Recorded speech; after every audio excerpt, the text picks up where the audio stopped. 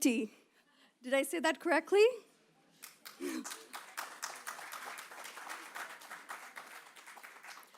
Ladies and gentlemen, our event will officially start in about 10 minutes. And now you're free to mingle and take your seats and enjoy this wonderful piece of work.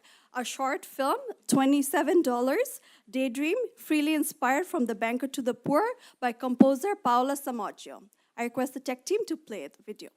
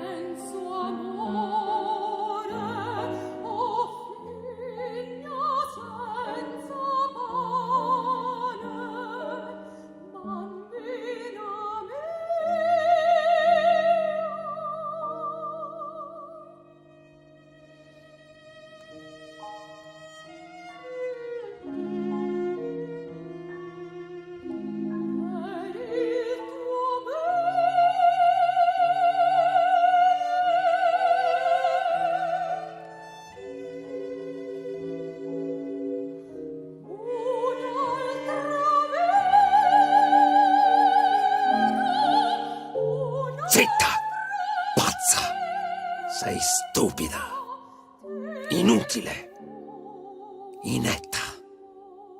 Taci o t'ammazzo.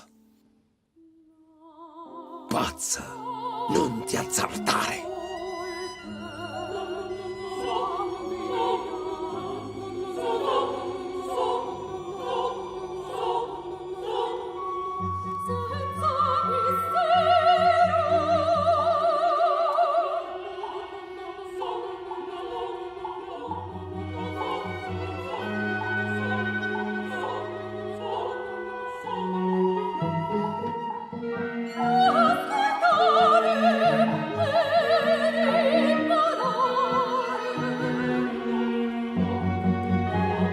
Zitta, pazza!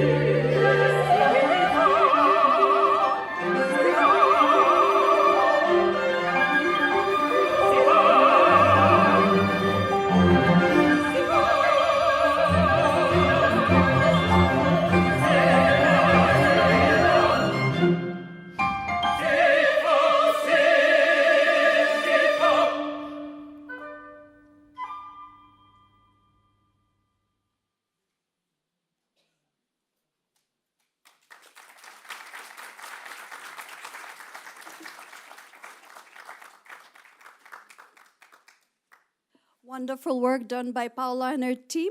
We'll hear more about it in the second panel today.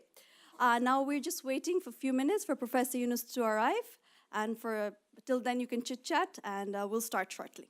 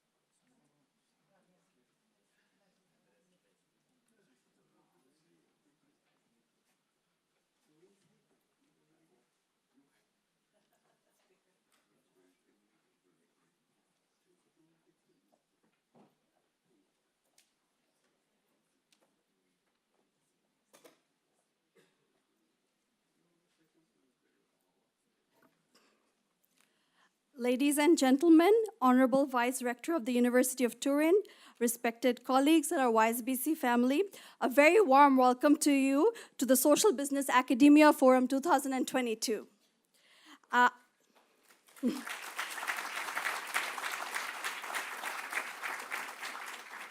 It's great to have all of you gather here. My name is Zinat Islam, and I'm the Relations Manager, Academia Network. And my co-MC is Mr. Shihab Kader, the Head of International Projects at UNO Center. Today's event is organized by UNO Center and supported by the University of Turin, Grameen Creative Lab, and the YY Foundation. It gives me immense pleasure to be here in beautiful Turin and bring forth to you the work of UNO Center and its collaborative partners in UNO Social Business Centers and other universities throughout the year. We have 100 such institutions in 37 countries globally, where young talents and brilliant academics are working towards solving social problems with the vision of building a world of 3 zeros through social business. There's a lot to share today, but we have time constraints, so we are able to accommodate a few sessions. So let us get into it right away, and I welcome my co-MC, Mr. Shihab Kader, to take the floor and start the opening session. Thank you, Zinat. Greetings from Bangladesh, and good luck to Italy for the upcoming World Cup. We hope you win. So we'll be brief, short. First of all, to kickstart the opening session, might we welcome Ms. Lamia Morshed, the Executive Director of UNO Center. Lamia, Ms., if you could come in.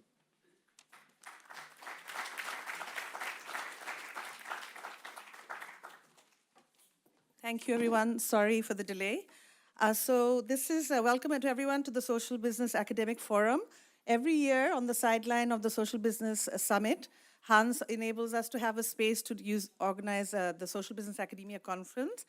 Since 2009, it's been in some form or other a meeting of the academics in the network to get together. So this year we don't have a full conference with paper presentations, but we have so many of the academia partners here. So we thought we would have this forum and update on the work that's happening within the university network in the social business world. So thank you to University of Turin to give us this beautiful space, the Aula Magna. Thank you to the rector, Stefano Giona, and the vice rector, Edigio Dancero, for welcoming us today. Thank you very much. So this whole academic work started with universities, faculties, and students approaching us over the years to start something based on the work of Professor Yunus within universities. In 2010, several universities established YSBCs. This includes Glasgow Caledonian University, represented here by Professor Cam Donaldson. It includes Asian Institute of Technology in Thailand. It includes the University of Florence here in Italy. It includes the HEC Paris, which is a famous business school in France. And each of these universities wanted to bring this into their universities, either to make something in their curriculum about social business or to create courses, short courses, long courses, master's degrees. Some decided to do competitions and events around social business. Some were doing research, action research, and projects. So when we saw this interest within universities, this became a serious focus of the work of the UNO Center, is to facilitate the creation of UNO social business centers within universities. I'm very happy to let you know that we are now at 100 universities in 37 countries that have established UNO social business centers. Each one has its own kind of individual identity, individual type of action that they're undertaking. And we, from the UNO Center, we don't control anything. We just help facilitate it. It's quite a simple process to help create one. And you stay in touch with us. And what we try to do is enable some of these get-togethers a couple of times a year, once coinciding with the Social Business Day, once coinciding with the Global Social Business Summit. But it's actually the universities themselves that are powering this program. I'm very happy to know that the University of Turin is now very interested to establish a YSBC here, and we'll hear more about that later today.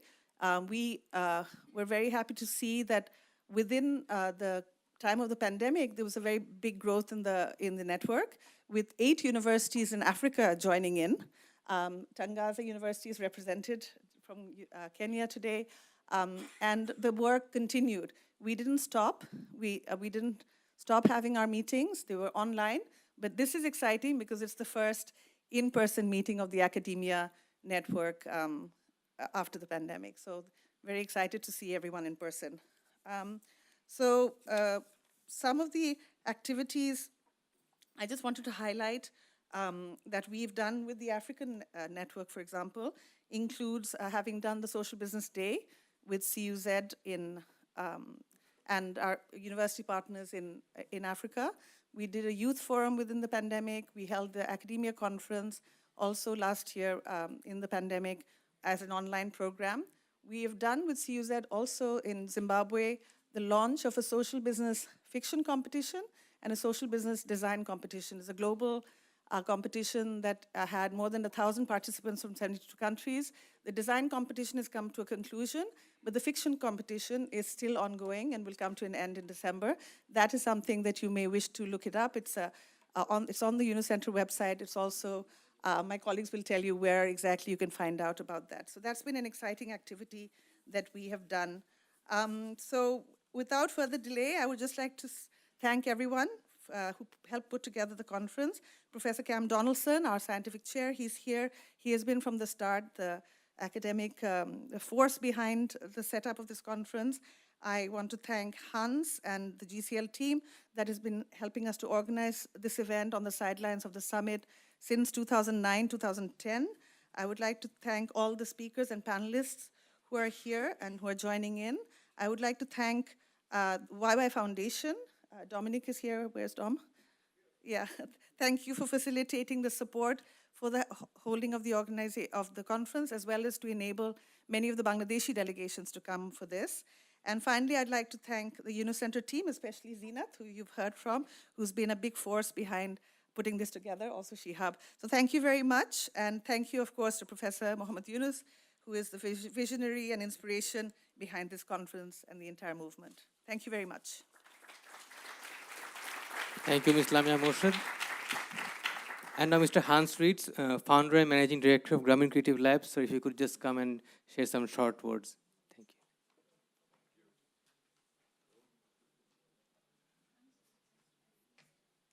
So, hello, and it's very nice, and Lamia already did all the official welcomes. So when we started to build the Global Social Business Summit, the whole academia movement was very new to us, and Cam directly picked it up, and together with our friends, and it becomes a real institution. At this time, 2009, in my own person, I was just an entrepreneur. I had no clue about universities. I started my first business when I was 14. So today, every Friday, I talk to the Ludwig Maximilian University. Every Friday, I have my feedback with the Technical University. I do self-reflection. I got every week into the social psychologist, and I really, really can now more imagine what you all do and how important and how incredibly important is your work day by day for our society, especially where we are now. There is no way back. Professor Yunus once talked a couple of years ago, there is no going back. Now we didn't have even the choice. There is no way back anymore. So we need every single person in this room, every student from a university, every professor, every supporter of the university to find the way out of the mess where we are in. So I hope you enjoy Turin. I hope you enjoy this beautiful facility what we have here. I hope one of the others see tonight when we mingle together tomorrow, and it's an honor for me to be part of this movement and respect of your work. Thanks a lot. Thank you so much, Hans. That was quite a good, insightful speech.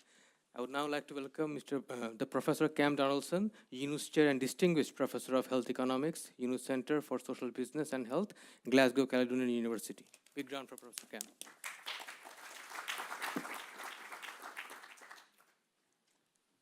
Thank you. Have we got slides for this, or? Yeah. Well, next slide then in that case.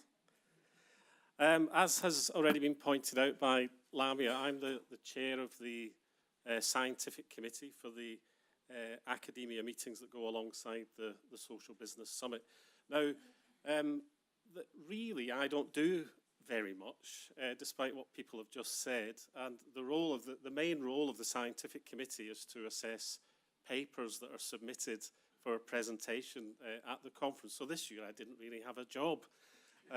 So one of the jobs that Shihab and Zainat have allocated to me is to, just before we start to think about even more of an exciting future for social business academia, is just to remind returners and also to orientate newcomers as to the past and what we've built as an academia movement alongside social business. So next slide, please. Of course, we start with our great leader carrying the torch for us there, but the main message actually is on the right-hand side of this slide, which is if you're a newcomer, you'll meet scientists, some lab scientists who are interested in social business. At the other end of academia, you will meet people from the arts, as perfectly illustrated by the opening film to this meeting. And then you'll meet all sorts in between, like me. I'm a social scientist. Very prominent, of course, are people from business schools studying and promoting the idea of social business. So in that sense, it's really quite a, well, I'd say a unique academic type of conference, but provides lots of opportunity for interesting discussions and collaboration. Next slide. As has just been pointed out, we started actually with an academia session in the main summit at Wolfsburg in 2010. Maybe there were about 20 people around the table at that session, but that's where it all started, and that's what we've grown from. Next slide, please.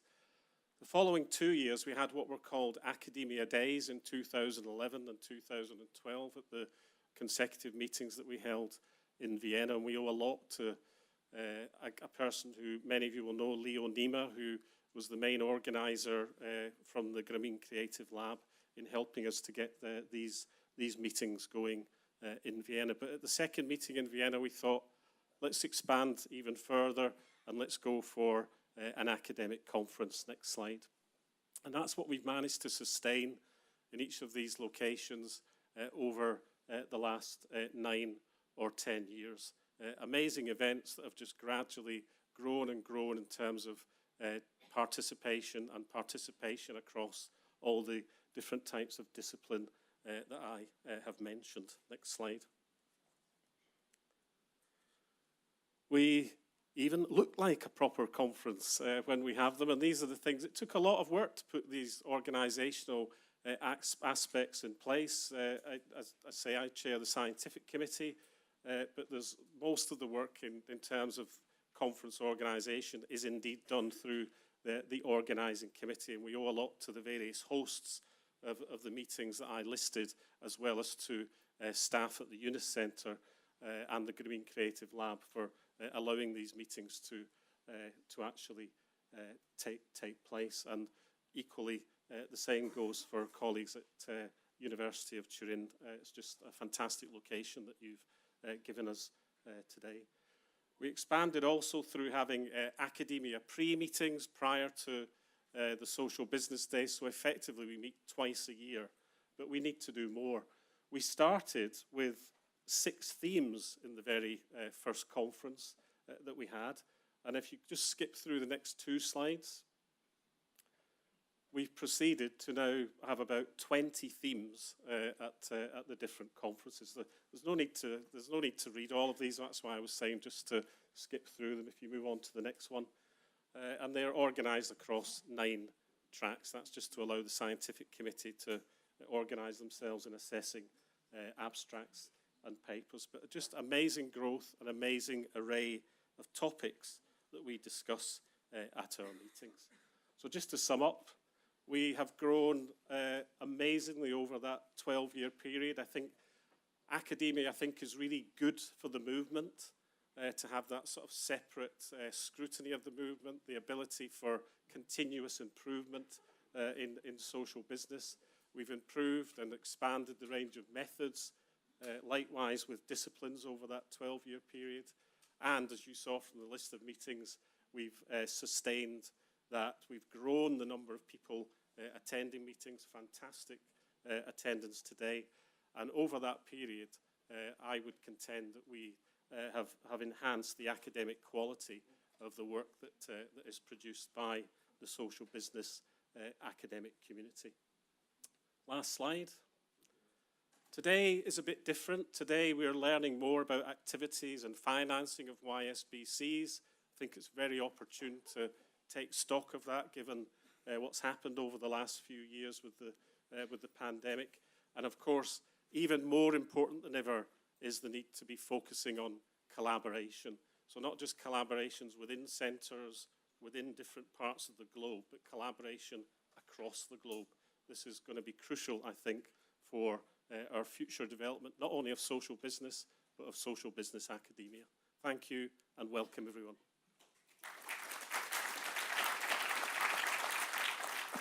Thank you, Professor Donaldson. That was a very insightful information for us all. I would now like to welcome Professor Edigio Dancero, Vice Rector for Sustainability and Cooperation. Thank you, sir.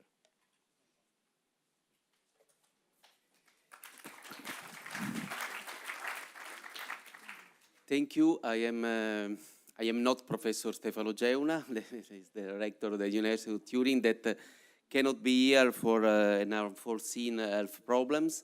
But anyway, he asked me to bring his greetings, the greetings of Professoressa Giulia Carlucci, the pro-rector of the university, and all the entire academic community of the University of Turin. We are really honored to be here with you and hosting the Global Social Business Summit 2022 here in Turin is really a source of great satisfaction for us, in particular to do so at the University of Turin. We have a great tradition of what now we call social business impact, because there is a tradition in Turin of, in Italian we say social saints. In some way, many people that many years ago began to do something very similar to what Yunus has invented.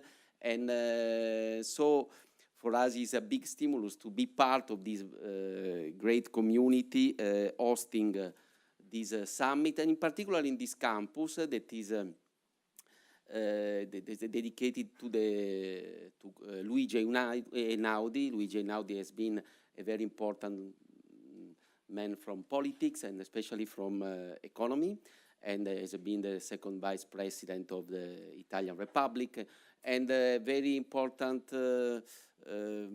scholar, more than politician, that especially in innovating in economy and in finance particularly. So in some way it's particularly significant to be here.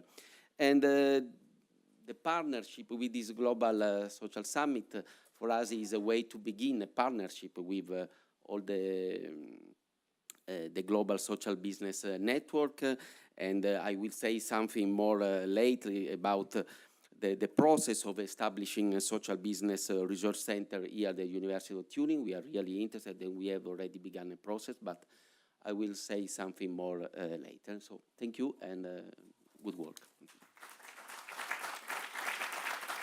Thank you so much, Rector. And now I would like to invite the driving force behind all our actions, Nobel Peace Prize laureate, Professor Muhammad Yunus. Sir, if you could please kindly place it.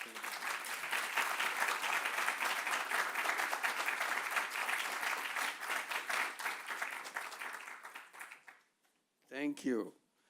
I'm absolutely delighted that we could have this Academia Forum during this Global Social Business Summit. We all look forward. There's a kind of enthusiastic preparation goes on throughout our network to come to the summit and see each other and say hello and hug and kind of have a family reunion. And during this summit, we wanted to have the Academia Forum so that we can take the academia participants separate and discuss about the progress that we have made in our academic institutions and the thinking that is going on and what are the programs are being discussed, etc. And this time when we are doing it in Turin, Global Social Business Summit, naturally we wanted to be in University of Turin together and see where we are and bring all the academic participants to come together on this forum. And I was just checking the dates when I came to University of Turin before. I see that, I know that I have come 3 times, but I was not quite sure which year is when. Now I figured it out, and with the help of the rector, honorable rector, that first time I came was year 2000. So this is way before the Nobel Prize, because after the Nobel Prize, I've been visiting many campuses more. But before that, it's 2000, it's quite a long time back. And I was given an honorary degree in that trip. It's a fantastic experience to go through. And I remember how I was transported from the campus to the airport with a police escort, making sure I get to the airport to catch my flight, because it's already, we have spent a lot of time on the campus. Don't worry, our police is good. They will escort you, make sure they will go there. And they really did. I was scared to death how they did that. So, but I was very happy that I could visit the campus and meet the students and so on. The remaining one in 2004 and now to 2022. So I'm a familiar person for the campus. I'm absolutely delighted to come back again. The issue that I have raised along the way, that universities are wonderful conceptual entity that the human being came out with, so that all the accumulated knowledge of the past can be handed over to a new generation. That's the whole purpose of the universities, to transmit the knowledge from previous old generation to a new generation. And they did it very well.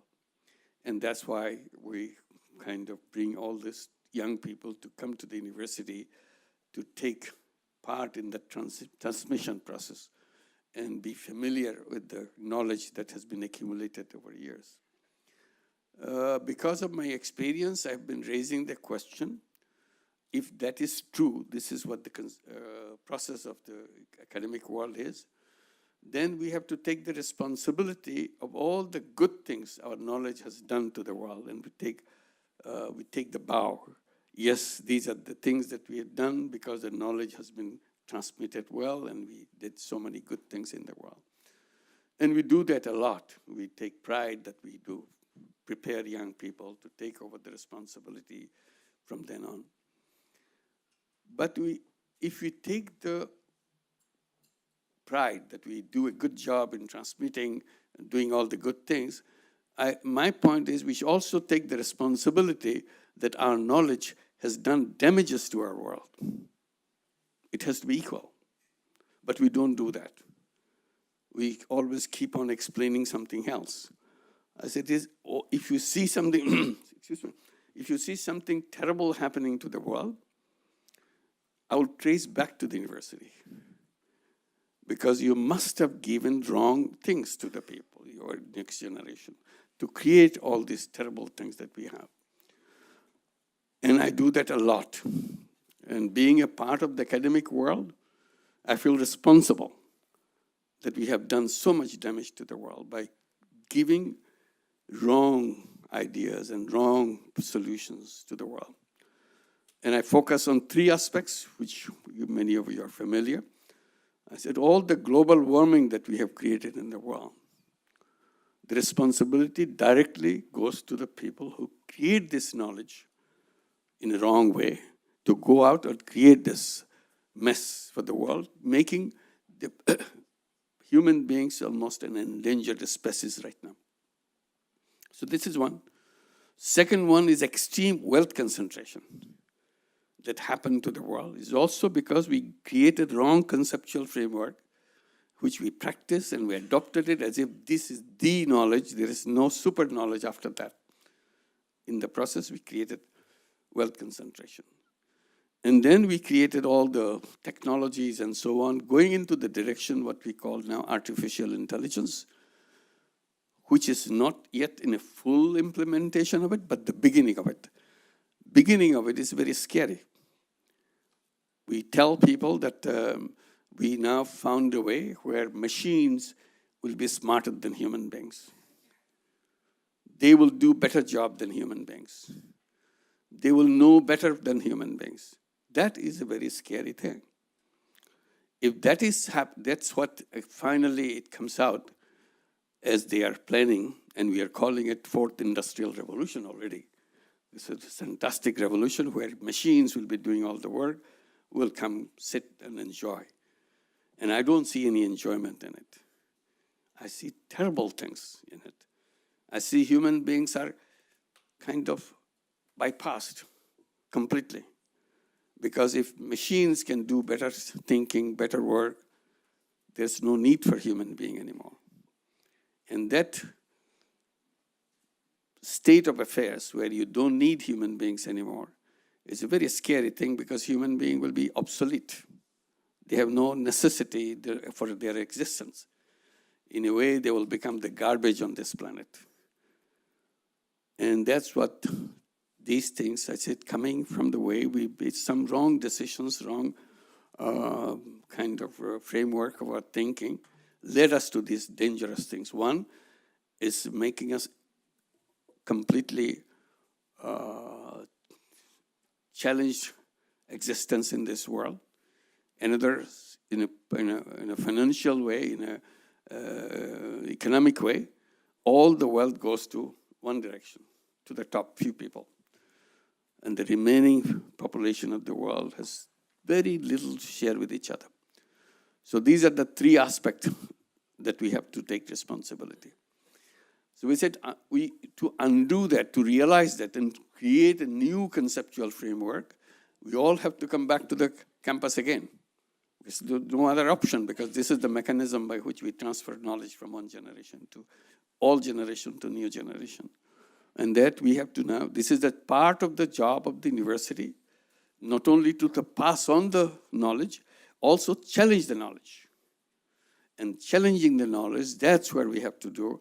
That's why we thought about creating a little entity within the campus, within the academic framework, what we call social business center, because we are challenging all aspects of economics which we felt terribly damaging for human existence.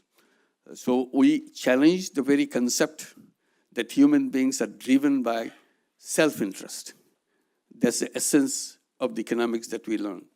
Human being driven by self-interest, making human being as a selfish entity. I said, that's terribly wrong. Wrong description of a human being. Human being may be driven by self-interest, but that's not they are all driven by. Human beings are bigger than that. So human beings are driven by self-interest and also by collective interest. That collective interest part is completely wiped off from economics. If you are talking about collective interest, go to the government, they can do the collective interest. Our job is to make money. In the process, human beings turn into money-making robots. That's what the essence of all the problems that we created for ourselves. So we have to come back to the campus to see if we can correct it, we can change it, we can do that. That's where the ideas of social business came, creating business for collective interest without any intention of making personal money out of it. And creating entrepreneurship. This is another complaint I have, that human beings are born as entrepreneurs. But the academics, our theoreticians, kept on telling us the best use of human being is to become a job seeker. So in millions and millions around the world, we are all preparing ourselves. We are being trained by our campuses, our universities, to become good job seekers. I cannot accept that role of job seeker as a human being, because the moment you accept a job, you have to surrender your creativity. Job and creativity doesn't go together. You have to abandon it. I said all human beings are born as a creative being. That is the essence of human being, packed with unlimited creative capacity. By turning them into job seeker, we are depriving the world of that creativity. Because job comes in the tradition of slavery, not in the tradition of entrepreneurship. So I say universities to begin with, should first focus on unleashing the entrepreneurial power of the young people. If somebody feels like he doesn't want to or she doesn't want to be an entrepreneur, option will be given. Yes, you can work for the entrepreneur. That will be a choice made by the individuals, what they want to do. So there should be parallel things for training young people, preparing young people to become entrepreneurs, be creative, and unleash the creative energy that every single individual has. So these are the issues where we wanted to have a little corner with the university to discuss this, challenge it, refine it, and see what it makes. That's what the social business centers is all about. I'm glad now many social business centers have been created in, I think, 38 countries, 100 social business centers of varieties of qualities and varieties of involvements and so on, but with very initiative that they could get a corner in the university campus is something justifies the existence of universities to challenge the existing thinking process and see which one is the right path to take. It's become extremely important right now, the role of the university, because world is coming to the edge of the cliff. Our life will be over on this planet. And it's very close by, it's not too far away from us. And by all indication, all scientific projections, it will be all decided within this century. World which is coming for millions of years, their fate will be decided in 1 century, less than a century, where they exist or they don't exist. Whether we call ourselves endangered species or we call ourselves we are the one who take the responsibility of this planet. And that's the challenge we all have to take, and this is what we discuss in the forum, academic forum, and we translate into our actions. And we say that this civilization that we created with our knowledge is about to destroy us. If you want to survive, we have to create a new civilization. So this is a transition process. We have to create a new civilization consistent with the capacity of human being, which is enormous, not limited. And create a world based on human values. The present civilization is based on a money-centric focus of the way that we spend our daily lives. We become money-making robots on this planet. So how to transform the money-making robots into human beings, that's the challenge for us. And that's the direction we have to create that new civilization. And to sum it up, I try to explain it by saying we want to build a world of 3 zeros. 0 global warming, 0 wealth concentration, and 0 unemployment. So if you can create this world, that will be a new civilization for all of us, and that's the only way we can survive.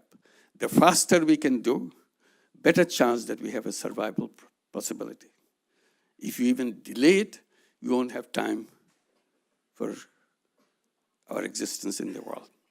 So that's the kind of time that we are adding. So this is, I hope we can all put our heads together, not that because I say this right, I'm putting it on the table so that it can be discussed. Maybe there are better way to explain everything, but I give my own experience and kind of bring it together to see whether this is, at least until we find a better one, this probably is the right path to proceed and do that. That's why the Global Social Business Summit is taking place. That's why Academic Forum is taking place, so that we debate and discuss and act. Because unless we act, we have no chance. It sounds terrible, but this is the reality that we are facing right now. And thank you very much to University of Turin to give us a platform to discuss and debate and see what is the right path to take. And prepare our young generation, because they are the sufferers who will have to go through immediately. And their next generation probably may not have any chance at all if we don't do it right. So with those harsh words, we have to face the reality and see where we want to go. And thank you very much for all of you to participate. Thank you. Thank you.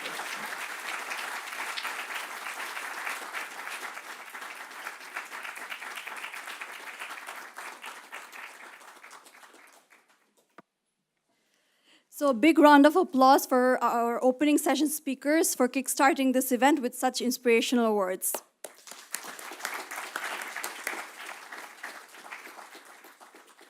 Now we're on to our announcement section, but before that, I want to recognize all the respected academics of the University of Turin who are here, the students who are here. Thank you so much for hosting this event with us, and of course, for expressing interest in establishing a Social Business Center at the University of Turin. And this is what the announcement now is about. It is about the collaboration between Center and the University of Turin.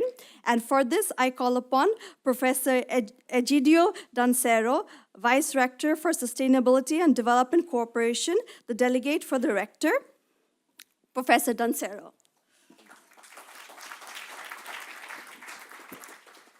Back again. Okay. We sincerely thank Mohamed Yunus for this extraordinary opportunity and for his presence at the University of Turin. We are grateful to Professor Yunus because with his studies he showed the way, and then with his work open up a new perspective in the field of social enterprise and ethical finance. So we take this opportunity, and we are pleased to announce that we have started the process of establishing a social business research center at the University of Turin. There will be, at the moment, surely 5 departments that will be involved. The Department of Economic and Statistics, and I thank Professoressa Elisabetta Ottoz and Vera Palea that are there. The Department of Culture, Politics and Society with Professor Ramella. The Department of Economic, Social Science and Mathematics. I don't know if Professor De Vicenti is here, but anyway, the Department of Law and the Department of Management, and also with the School of Business Administration with Professor Bogetti. Okay, thank you.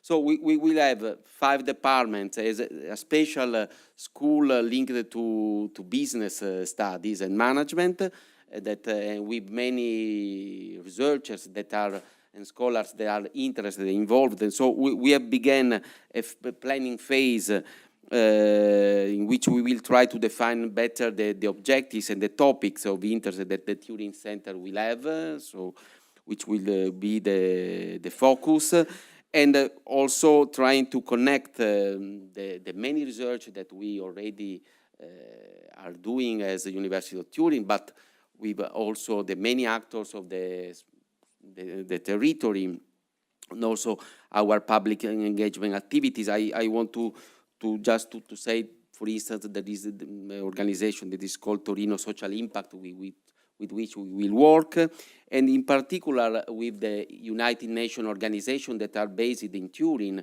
We have several master degree that we organize with the training center of ILO, and I know that the training center of ILO already organized with the Boulder Institute Foundation and also you, a very important microfinance program. So there are many actors in the territory with which we will cooperate. And the birth of this center represents a concrete opportunity for growth, both for the university and its strategic activities and for our territory. So we are really glad, and we will go in this direction. Thank you. And now I am sorry, but I go always for the global social business, but to the Lavazza for another meeting on urban food security. Okay, thank you. Thank you, Professor Dancero. Now I call on stage Professor Joselle Dagnes, Assistant Professor, Department of Cultures, Politics and Society. Professor Dagnes.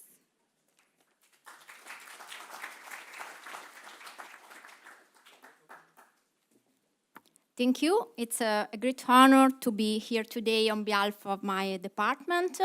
My department is willing to contribute to a new UNO Social Business Center in multiple ways, also thanks to its strong vocation for the study of society from an interdisciplinary point of view. And in these few minutes, I'll outline just one of the lines of research in which some members of the department are involved and which we believe can be an added value for this collaboration, of course, along with many other projects and researches that are carried out by other colleagues. Since the growth model we have followed is facing a twin crisis, a social crisis and an environmental crisis, we know that we need to work together to make a social and ecological transition of the economy. To face this huge challenge, with many colleagues within an international research program called the Foundational Economy Collective, we are working on the governance and the regulation of everyday economy. In a nutshell, the everyday economy, or foundational economy as we call it, consists in the daily essential goods and services, so including, for example, health, care, education, but also food supply, transport, housing, and utilities like water, electricity, gas, and so on. These are basic goods that must be available for everyone, regardless of income, because they are driver of well-being and social cohesion. This should be obvious, but we know it is not. Since, for example, also in Europe, where these rights have been guaranteed for a long time, in the last decades, public investment in these sectors have fallen dramatically, and the foundational economy has been exposed to market regulation with no safeguards. And in many other countries outside of Europe, we know that these goods and services are even less guaranteed. So, as researchers, we are investigating new solutions where state, market, and society are combined differently in specific places to ensure citizen well-being. We need to redesign the everyday economy, focusing also on the local and regional scale, and we need alliances between different political, social, and economic actors in order to protect people. In this process, social businesses are key actors because they have the potential to support the infrastructure of everyday life. They have the attitude, they have the business model, and they have the vision to ensure fair conditions for both citizens, workers, and the planet. So we are really excited to become part of this learning community and to start contributing to it. Thank you.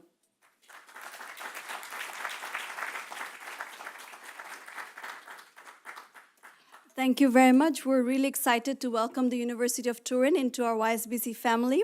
Many of our colleagues from all over the world are here today. Our colleagues from Japan are here, our colleagues from Kenya are here, our colleagues from Bangladesh are here, from Portugal are here, from Thailand are here. So it's many of us are here today. It's 100 university in 37 countries, and we are just waiting to bring University of Turin on board. So we'll have that launching hopefully soon. And with that, I go on to the next announcement. It gives me immense pleasure to call on stage Professor Cam Donaldson, UNO's Chair and Distinguished Professor of Health Economics, UNO Center for Social Business and Health, Glasgow Caledonian University.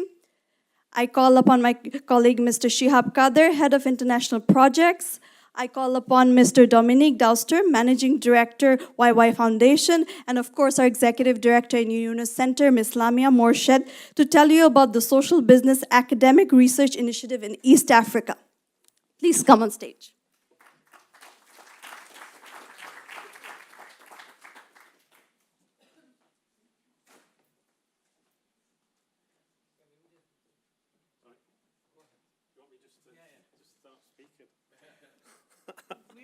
So the person that closest to the microphone has to start speaking. It seems I drew the short straw. I feel a bit of a fraud here as a middle-aged white man standing up talking about an amazing initiative in East Africa, particularly given that, that some of our colleagues who are going to be very active participants in it are here today. I just wanted to introduce Dr. Jonas Gineku, Yawovi from Tangaza University College in Kenya, who's sitting here in the second row, and two of his colleagues are elsewhere in the room. I can't quite see them at the moment, but welcome, guys. You're going to be the fulcrum of this initiative.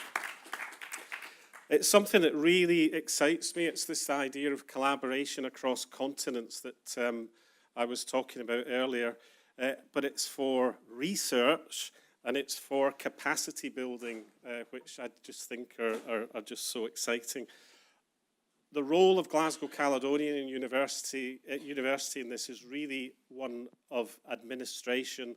The technicalities of the source of the funds, etc., means it has to be administered by a university in Europe, and we happily volunteered to do that. So it's important to point that out, that the money is going to be spent in Africa and in African universities. And I think we have about 150,000 euros to spend in just over a year. And I see it as I mean, the universities themselves will define this, but I would see it that very likely the money would be spent on projects along three lines. One is small research projects themselves, which might be self-contained, but would also hopefully lead to larger projects from other funders in the future.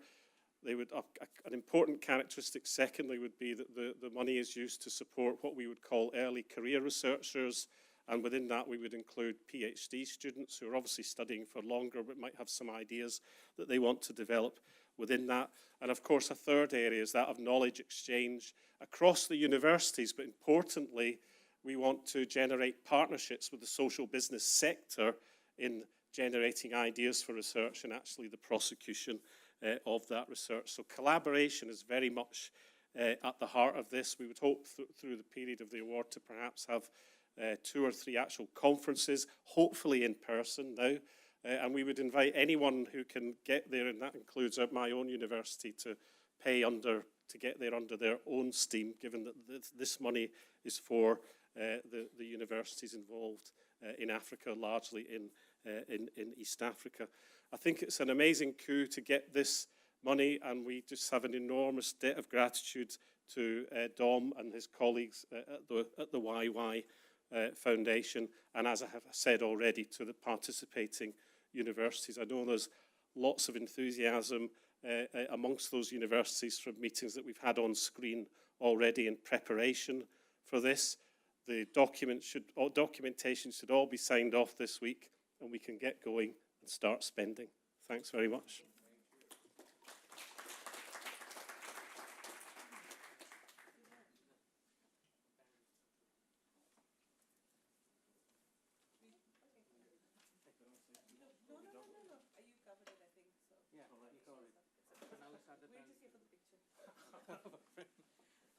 Thank you, Cam. That was quite insightful. And we look forward to our projects in East Africa with you and UniCenter. So now, let's go on to our first panel discussion. It will be on social business research collaboration and paper publications. The moderator would be Dr. Enrico Testi, Director, ARCO Action Research, and Co-Development Director, UNIS Social Business Center at the University of Florence, Italy. Enrico, if you could come on stage, please. Let me just introduce the speakers as well. So the speakers for this panel, designated panel session, would be Professor Cam Donaldson himself. You are getting some good exercise coming up. So would you mind coming up? Cam, would you mind coming up to the stage and having a seat? And Professor Abdul Hannan Choudhury, sir. He's a professor, School of Business and Economics, SBE, North-South University, Bangladesh. Ms. Sharmin Sonia Murshid, Chief Executive Officer, Broti Samaj Kollan, Bangladesh. Andrea Baledbo, UNIS Social Business Network, Barcelona, Spain. Dr. Jonas Zineko Yavovi, Director of Institute of Social Transformation, Tangaza University College, Kenya. And Dr. Michael Words from Cologne, Germany. Enrico, the floor is yours. Thank you. Good evening, everyone. So this is our first panel, and as Lamia and Cam reminded us, the nice thing of the UNIS Social Business Center and the academia meeting is actually that it's open to universities, but also to a diverse set of stakeholders. So in this panel, actually, we do have an example of this. We have distinguished academics, but we also have practitioners that are involved in projects and research as well, and individual consultants. The topic today is research collaboration between these diverse set of stakeholders. So, first of all, the rules of this panel. I know that panelists don't like rules, but there are some rules. And so, the first question will give you 5 minutes and 30 seconds time. I will be really strict of the 30 seconds. And the first question is to tell us what are your activities in research, but also in practice, since you are not all involved in research, and how can we actually collaborate together with different stakeholders, and which are the difficulties in these collaborations as well as opportunities. To get things a bit more spicy, I might also add some questions I didn't tell you before, so you can kind of be a bit afraid about it. I will ask Cam Donaldson, which I will not introduce again, to start. You want to speak here again, or you prefer to sit there? I'm happy to do either. Either. Maybe from there, we change a bit the setting.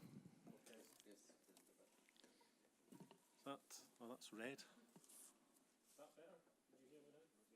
No. Oh, maybe you can. Yeah. Okay. So we're in northern Italy, so you have to have rules, don't you? That's the thing. Right. I mean, again, I do have some slides because only the best speakers can speak without slides. So I have to, being an old academic, have to rely on these. So I hope that at some point they will appear. I'm going to just move on to the second one, thanks. Which is a repeat of one that I've shown before, because it's just to make that general point that I think that something unique about the group of people that gather at this meeting is the ability to have conversations on interfaces between the several disciplines that are academic disciplines that are represented. And I think it's on those interfaces where we make a lot of scientific advances. I think as well, I'm going to make sort of two general points. One is what might be required for collaboration, that's fine, within, say, a given centre. And I think there are lots of things that make for a successful research centre, but these are just some of the characteristics. Leadership and maybe a vision in terms of what's your big idea. Our big idea at the Unis Centre for Social Business and Health at Glasgow Caledonian is that any social business can be portrayed as acting on social determinants of health, because just about any social business is dealing with or trying to address aspects of social vulnerability. So even if you look at something like the Grameen Bank addressing poverty, can be seen as a public health initiative as well, because it enhances people's well-being. Another key factor, I think, in building a centre is, of course, to build critical mass. I think we have a fairly unusual collection in terms of our critical mass. We have health economists, we have historians, geographers, design thinkers, sociologists, people in business management, and a very strong mix of quantitative and qualitative methodologies that we employ as we are trying to evidence social business and microfinance as public health initiatives. So note that we're a centre for social business and health, but we don't have any sort of health professionals as part of our academic grouping. I think also within academia, it's important, and this won't be news to many of the academics in the room today, to be operating within important international networks. That's just a couple of examples there. The SDGs, something very much promoted by Professor Yunus himself. Prime is Principles of Responsible Management Education, which will be familiar to people in business schools, and that's really the United Nations sort of business school arm of the global compact through which they try to involve business in addressing the SDGs. Next slide. So from all that, if you're reasonably successful, you can publish papers in all sorts of different journals, and this is just the headings of various papers that we've published over the years. And being very multidisciplinary, we would publish in different disciplinary journals, and also journals that are cross-disciplinary as well, like social science and medicine, for example, is a common one that we publish in. Next slide. But I think the key for today is what we can do as YSBCs together. I think we have an amazing basis for this, much of which again is represented in the room today. And it's been built, I think, by the extraordinary people at the UNIS Centre, led by Lamia. Where is Lamia?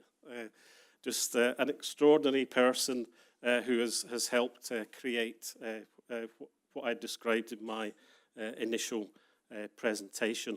Next slide. And that's just, some examples of previous meetings that we've had in that regard. Next slide, please. And from the meetings themselves, they're important as a form of collaboration. Professor Eunice tends to come along to these meetings and set the academics various challenges, like he just did. He came along with quite a specific one a few years ago, which was, I would like to see a paper from an academic perspective that would help this idea of a people's vaccine, the campaign for global distribution of the COVID vaccine. And out of that came a conversation with Jean-Luc Perron, who's from the YSBC in Paris, who had some brilliant ideas, which Professor Eunice and I were really just able to formulate into what looked like an academic paper that got published in one of the Lancet journals. So just out of these conversations alone, that type of valuable publication can arise. Next slide. Can YSBCs, though, do more together? I think really beyond writing sort of conceptual and opinion type papers of the sort that I just described, it's really about doing more primary research together. And I think that they do. Our university has worked for over 10 years, I think, with yours in Florence, but also for a number of years with universities in Barcelona, Montpellier. These are around sort of projects that are funded through the European Commission. But I think, again, the key today is what can we do to get beyond Europe? And I think that although it's European funding, Erasmus Plus project funding, I think, can be really valuable as a form of capacity building. These are projects that deliberately involve universities outside of Europe in helping them to build capacity for future research around a particular theme. And we, again, through the YSBC network that Lamia and others have created, we have a fantastic asset that should enable us to exploit those types of competition. And of course, beyond European Commission funding, we've just seen a perfect example that Dom and the YY Foundation have helped us to create with the initiative in East Africa, but I shall leave that to be gone into in more detail by my illustrious colleague, Dr. Jonas. Thank you very much.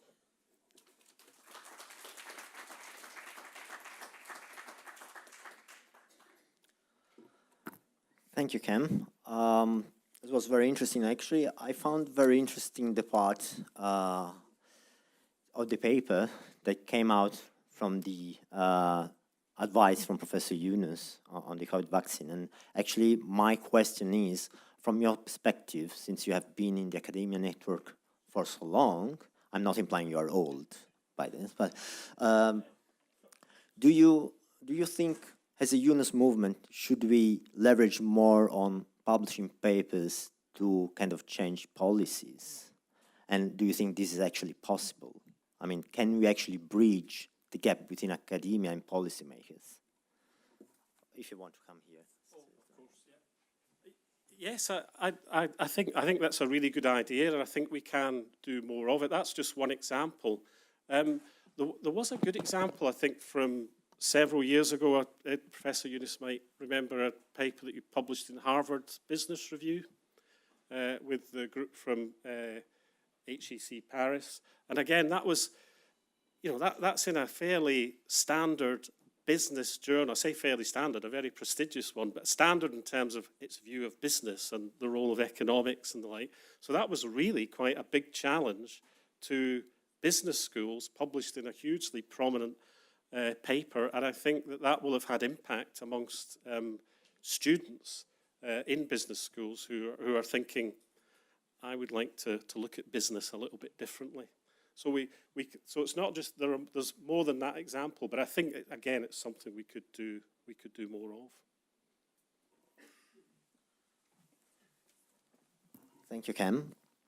So they told me that to speak from there, you need to push the button. Yeah. Okay, good. So, It's just and we also have the hand mic. Red, so we thought, oh, that means Yeah. Just in case. So, Professor Chaudhary, please. Good evening. I think I am the luckiest one from the Academia of Bangladesh that I was able to attend the Global Social Business Summit in 2010 in Wolfsburg, where we have been able to actually brainstorm that, well, academia needs to go forward and to start collaborating in terms of getting more papers published and also realizing more projects to be done in the academic environment. In Bangladesh, despite all the odds, I would say that the academic institutions that I have served and I've been serving actually, we have worked enormously, in terms of doing academic activities in our campus and also in the country, and finally been able to also train quite a few faculty members, those who have been able to finish their PhDs on social business arena from Australia to UK and also one from Canada also. So we see that, well, quite a few papers have been published also. As far as the centers goes on in Bangladesh, we do not have many, but we have quite a few universities. They are actually working, with different goals in different institutions. At my university, we have been able to actually materialize many conferences, actually large 4 conferences on academic conclave and social business forum, out of which we have been able to give opportunity to the young students and also faculty members to brainstorm in the subject matter and also to write papers and features and many things they have been able to do. We are way too far behind in terms of materializing project with external funding sources on social business. That is very ground reality for Bangladeshi institutions. The way Cam has been able to even talk about that funds from Erasmus and from other side of the world can go to the, Africa. I think Bangladeshi institutions truly need also to deal with sort of funding so that we can actually form the young group of researchers in our country so that they can also look into various aspects of social business, impact study, and also all sort of prospect and, comparing with the social entrepreneurs, CSR, and other activities. There are many issues in theoretically, if we see, we really need to research on. And also, I would like to share one thing to the audience that, well, publishing world actually has converged, over the last 10, 15 years due to the penetration of the technology heavily. All sort of publishing bodies like Elsevier to, Thomson, Reuters and, Pearson and any publication, authority, they have converged in a way that no matter where you are actually sitting in the planet Earth, you can actually contribute with a collaborative efforts. And that is something very important for Bangladeshi academic institutions to see that, well, global bodies, like as you may remember, after the 2010 conference, we have been consistently be able to, share our thoughts and experience in the in the Global Social Business Summit. I myself have been able to attend out of 12 conferences, at least I would say 8 of them, 8 or 9 conferences I met over here, and I have been always talking about that Bangladeshi young researchers and faculty members are in dire needs in terms of getting supports from the global academic institutions, because we want to see that, well, knowledge is anywhere and everywhere, and that knowledge goes from other part of the world to a remote corner in Bangladesh, because there are potential researchers and young graduates and young faculty members are actually residing and sitting there. As far as the center goes on, sometime we could not establish many centers in our country just because of the administrative procedures, and we are running highly regulated academic programs in our country. But we have not been able to, we bypass many things because we have run short courses, training programs, and always sessions for the young youths and young bodies. And that's how we have actually disseminated knowledge to our students. And we have figured out that, well, more than thousands of students, they have got the idea of social business heavily. We really need to go for researching on different aspects of social business issues that have been raised by our students and our colleagues in our ground, but we cannot take them forward. That is what is one of the obstacles. I would say that, well, the part of collaborations, when you talk about collaborations, I would say that, well, every single institution has some merits, demerits, strengths, and weakness. We must try to figure out who has what. Like Cam Donaldson has been actually giving huge services from Glasgow Caledonian University. We have got also support from HEC Paris heavily, where we have been able to train more than 11 faculty members in different times about social business aspect, and they are engaged, and they have actually written papers, and we have been able to get those things. So I see that, well, the more collaborations that we are going to do, the better chance that we are going to be able to increase the number of faculty members to be involved on social business, research part. And there are impact study that is also very important. Many of you, know that, social business hub is also in Bangladesh. There are plenty of social business activities going on in Bangladesh. We would like to see that foreign institutions, the global institutions, they are going to come and share their research questions with the academic institution like us. Then with their help, we are going to design in terms of sorting out that what are the key indicators for researching the social business things, and what are the measurable characteristics that we really need to see, and eventually quantify those things in terms of giving the outcomes that can be viewed in many ways. So we are not going to say that we are falling behind or we are behind, but we would seriously urge for the academic institutions, those who have got fund and also those who have research questions, just throw those questions to Bangladeshi institutions. We have very good team.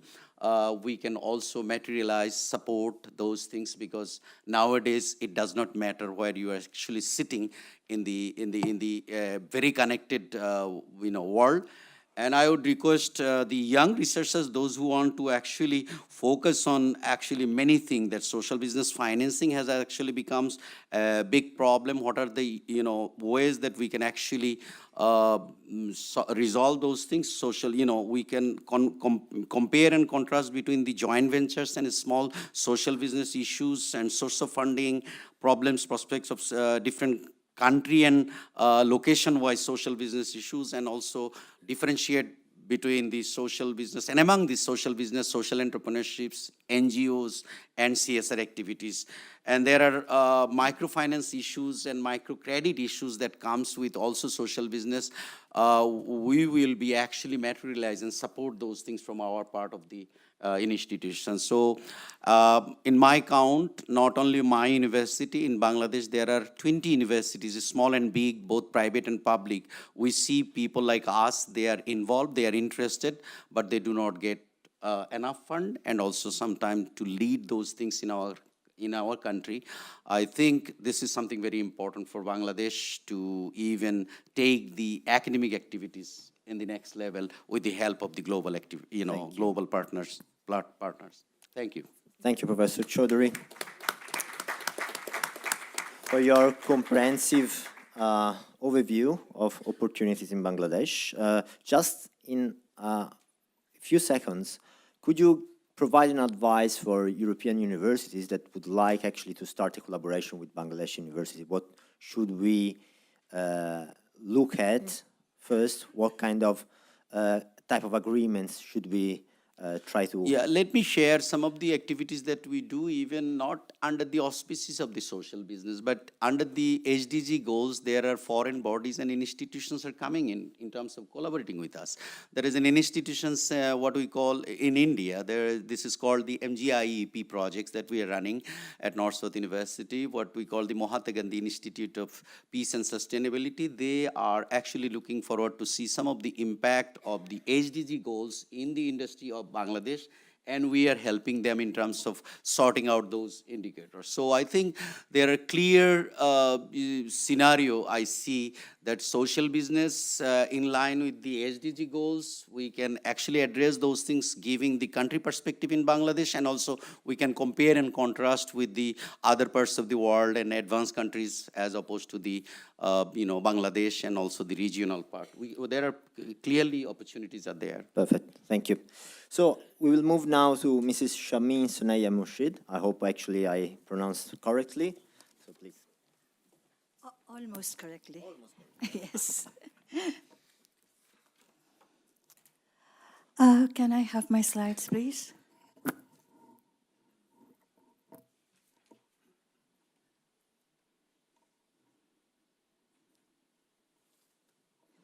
Can I have my opening slide, please?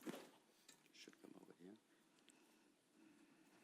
No one is coming there.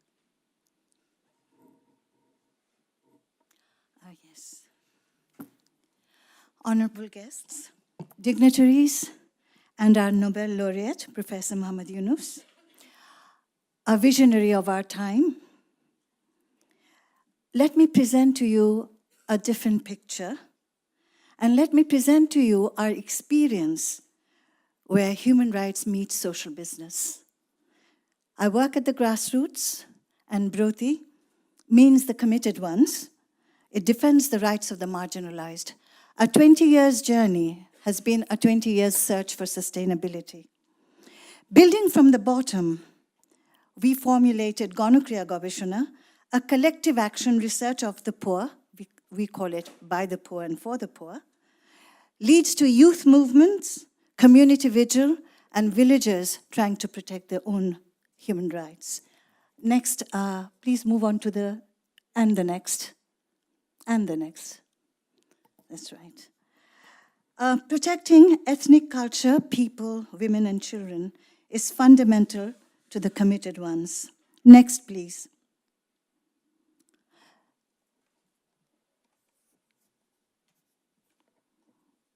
And next.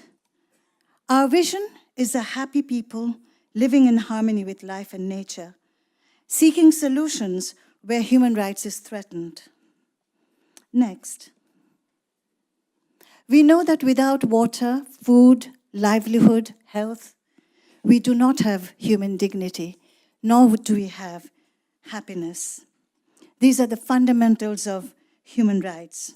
The question we face is how do we sustain this beyond project life and ad hocism?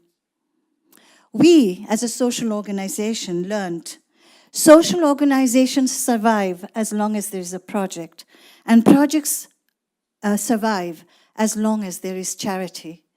And charity eventually is disempowering. Our dilemma was, and to add to that, a human rights organization, which is our organization, is amongst the most vulnerable and least viable for reasons which are known to us here and globally. We faced a dilemma. We asked ourselves, can human rights actions have a business lens? And we thought it could, if it is business with compassion. Next slide, please. And the next. Please move on to the next. Sorry, I didn't talk about the next slides. Okay. Now, we felt that it cannot be business as usual, and it has to be business with compassion. The next slide. And what other business other than social business? So we began experimenting from 2010. After several, perhaps even many, failures, we piloted actions where social business and human rights could find a common ground. And this is what I would like to quickly share with you. Next slide, please. Schooling for marginal children. Go on to the next slide. Schooling for marginal children, Jakhon Jekhane Pathshala. Wherever in a village we found children out of school, to build 100% primary going school villages, we had this incubator, a community spontaneously grown organic schooling for marginalized children, to bring all children into the fold of learning. And we now partner with mainstream English medium school to improve the quality of that education and work through what you call technology, tech for good, well, online learning hub. Next, please. Where there is no healthcare, where we are fighting against climate change and trying to build resilient communities, we have a floating healthcare, where the boat brings doctors, nurses, and basic healthcare to these 15 cyclone-prone villages and act as an emergency ambulance. This is an area where pregnant mothers don't even manage to cross the river to get to the nearest doctor. And now we are trying to bring this community under health insurance. Our next pilot was restoring green traditions, community livelihood, and healthy food. Pure honey from the Sundarban, the biggest mangrove forest. Deshi or local chickens and ducks for an egg a day for every malnourished child and protein. Sugarcane molasses and mustard oil from the ethnic Pahan community. Next, please. Next slide. Yes. This is a Pahan lady growing her 1,000 ducks. The challenge before us remained developing social business mindset, smooth production, and efficient online marketing at least. Culture conservation, next slide please. Cultural conservation is good social business, we thought. Through ethnic tourism, Dharati, Mother Earth, is a program where Shautal village and culture is protected in an ethnic heritage site, which we hope to evolve into a living museum. Next slide. But our biggest success has been in building the filter that makes river water potable. This is the first ecological river water treatment process in Bangladesh that proved rivers can still be made potable. And this was our best social business. This is our best social business story. The principle of purification as old as time is recreated in a Bangladeshi variety, the Broti filter. Next, please. And next. Next. Next. At a glance, this filter produces about 300,000 liters of pure drinking water per day, and it reaches 3 villages, 600 families, through a distribution network of 6.6 kilometer pipeline, connecting to every household. The quality of the water is maintained in partnership with with one of the best private laboratories in the country, Plasma Plus, and they've helped us set the water quality. And this, I believe, this is self-sustaining. We have it is self-sustaining, and I think it is imperative where groundwater is arsenic poison depleted and surface water is available. To achieve SDG 6.1, I believe our rivers must be utilized. Next, I want to say a last word. Social business can, in fact, protect human rights, is the conclusion we've come to. we realize that social business can be a lifeline for human rights organizations like ours. And it can teach the values of human dignity, of building compassionate societies, having higher business conscience, yet make a profit to grow financially. There is need to change the global narrative, as we all have agreed here. And as our leader has said, business not for just for money, but to transform the world. I conclude by saying, I would like to say to the academia, do take the empirical, on-the-ground action researches that organizations like us are doing, and it should contribute to the knowledge that you are trying to put together, and there should be a collaboration between you and the practitioners. You are the academics, we need you. We need the data, we need the, because of our activism, we always need to be ammunitioned with data. We need to be equipped with data, with information, and we too are generating that knowledge. Sir, to our dear sir, we salute you, sir, for showing us yet another pathway to the future. Thank you.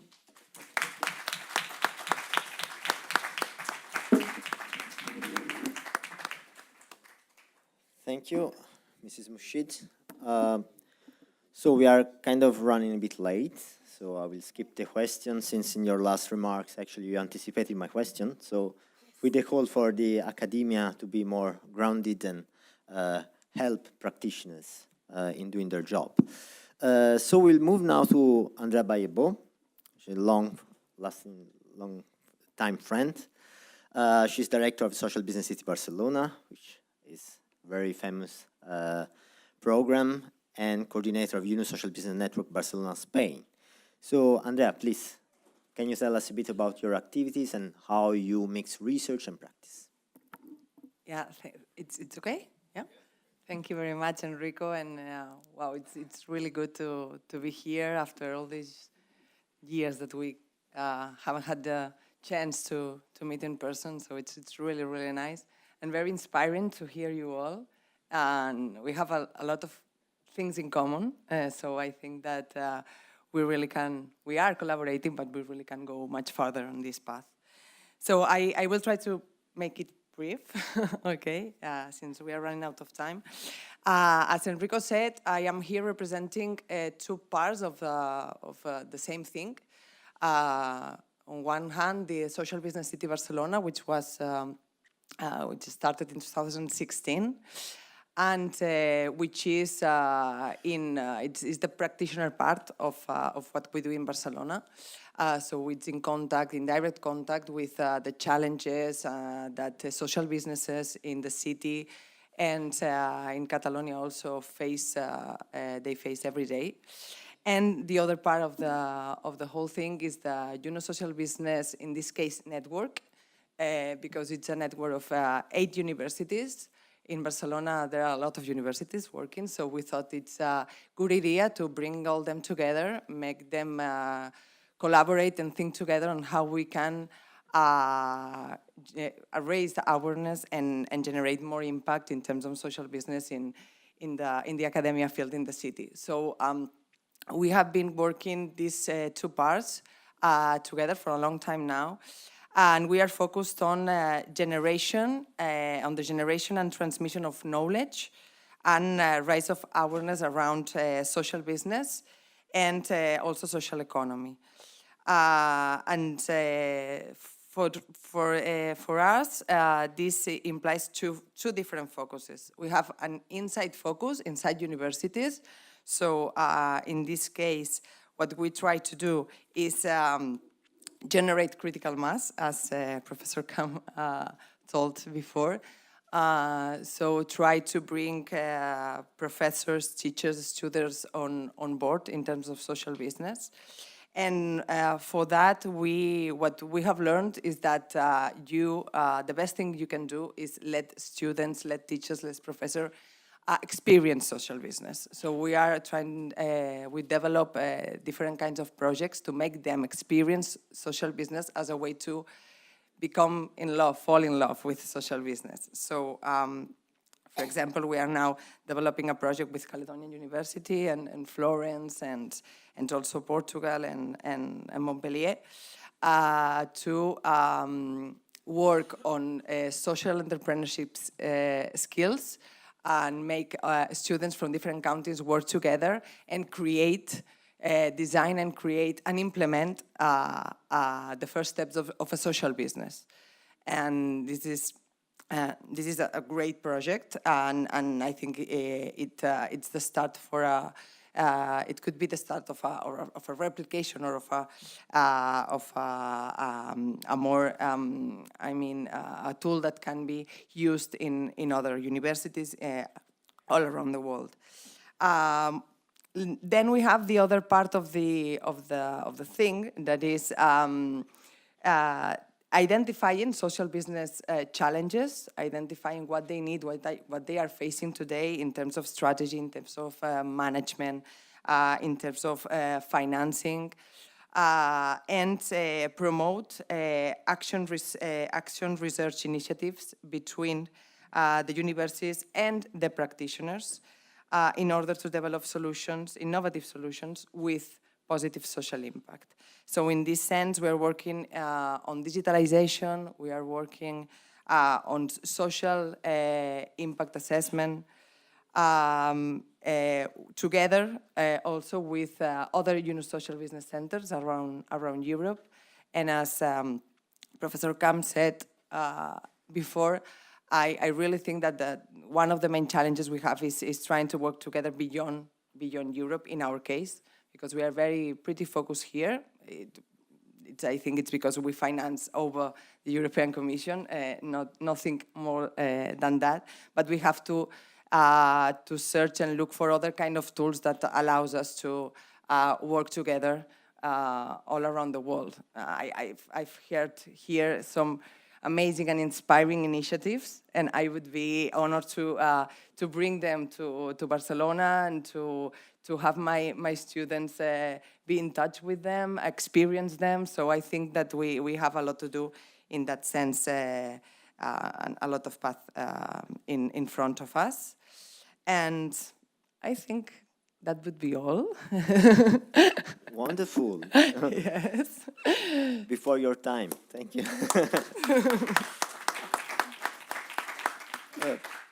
Andrea, just since you actually finished before the 5 minutes and 30 seconds, thank you for that. But just one question. In Barcelona, I remember you have a lot of experience working with students. And so here we have students at the University of Turin. So what can you tell us about the response of students to programs on social businesses? Mm-hmm. So we also lead the way to the next questions to the other panelists. Mm-hmm. Yes, as I said, we have developed different kinds of tools and work in different kinds of projects to bring students on board in terms of social business. So we have courses, we have master degrees, we have postgraduate programs, we have contests, and but what they really appreciate, or when they really start loving social business, is when they experience it. So it's not just to learn the theory, because the theory could be a little boring. So we have to make them experience social business. So create a social business. Maybe it's not a real social business at the beginning, but some of them after university have gone with them, with the university idea, with the social business idea they had. So I think that's the point. That's the thing that we have to focus on. Make them experience what we want them to do, what we want them to be, as Professor Yunus said before. And we have to change the way we do things in the academia in this sense. And once a student has experienced a social business, it's difficult. They want just to make money for themselves. So I think this is a perfect way to have them on board. Thank you. Thank you, Andrea. Thank you. So we are now to Dr. Jonas. I will not try to read the full name, but you can tell us how we can actually pronounce it. So you are director of the Institute of Social Transformation, Tangaza University College, Kenya. Yes. And you are quite new in the Yunus family, so we are very curious to know something about your activities and your future plan. Yeah, thank you. Yeah, we are we are young, new, and then we are trying to take the baby step. But I don't know whether we are taking the baby step or we are trying to walk very fast. We are so much energized by the vision of Professor Yunus. And for us, being part of this global movement has been part of our mission, basically. And what we started as we joined the movement is to create what we call social innovation sandbox. Basically this space where you bring young people to experiment, create, innovate, and create a social business at school. So we believe strongly that this initiative is a game changer in our education system. Professor mentioned it. You know, if the academic institutions do not do the right things, we get what we get. And most of the problem we face on our continent has to do with our education system. So we have a bigger vision of really changing how things are done, how we are preparing our students. That's what we are doing in this sandbox. It's 8 months, but it has been really exciting working with a student. One of the things we have done is to embed action research in what we do, because we know research informs us, gives us data.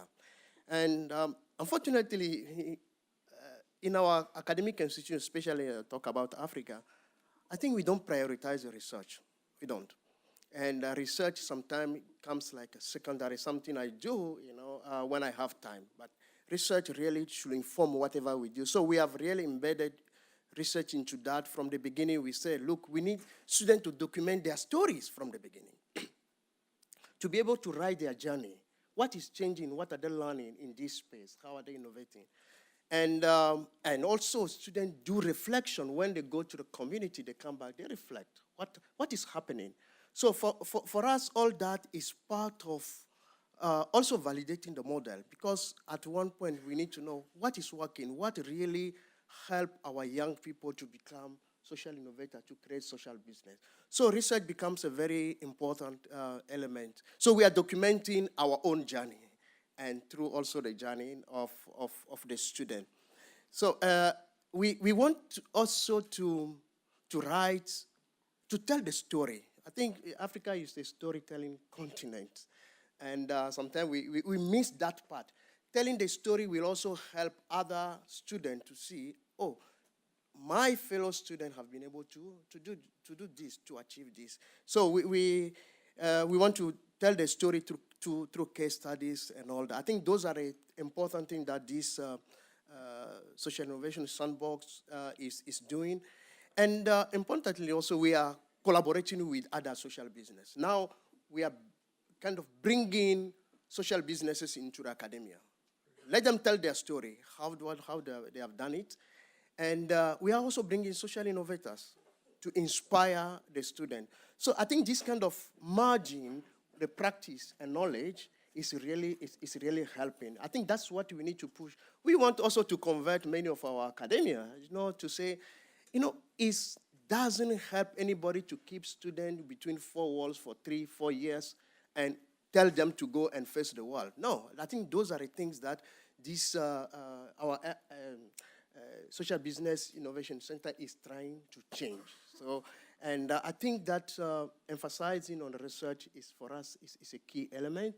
And we hope that really the ideal of social business is not something that happens after the students have graduated, but we want to provide for them the opportunity to experiment. So, and to finish, for us, we talked about ecosystem, enabling ecosystem outside the university. What we need first is an enabling ecosystem in our academic institution. Maybe some have already that.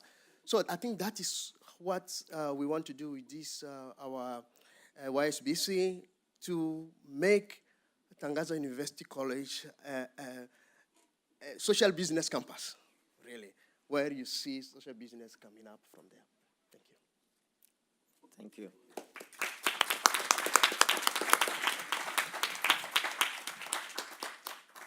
Thank you, Dr. Jonas. Actually, I really appreciated you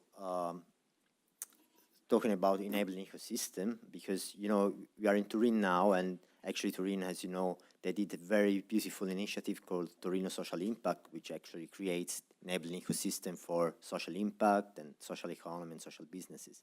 And this is what Barcelona did with the Social Business City program, and also Taiwan and other cities.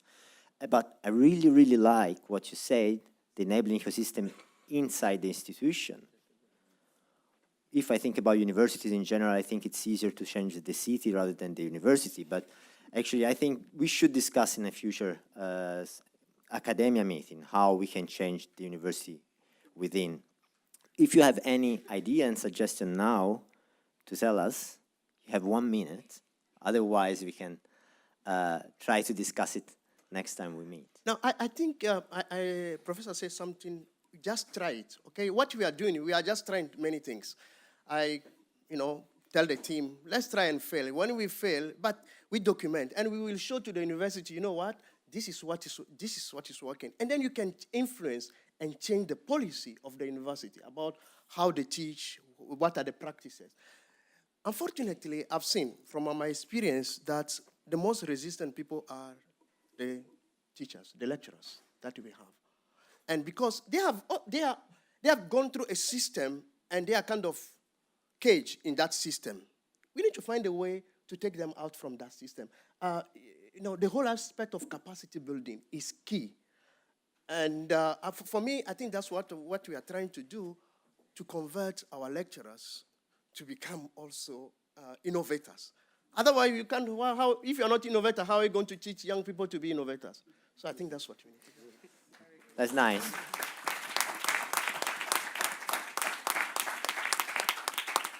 So we could say every professor is a change maker. Yes, yes. Should be.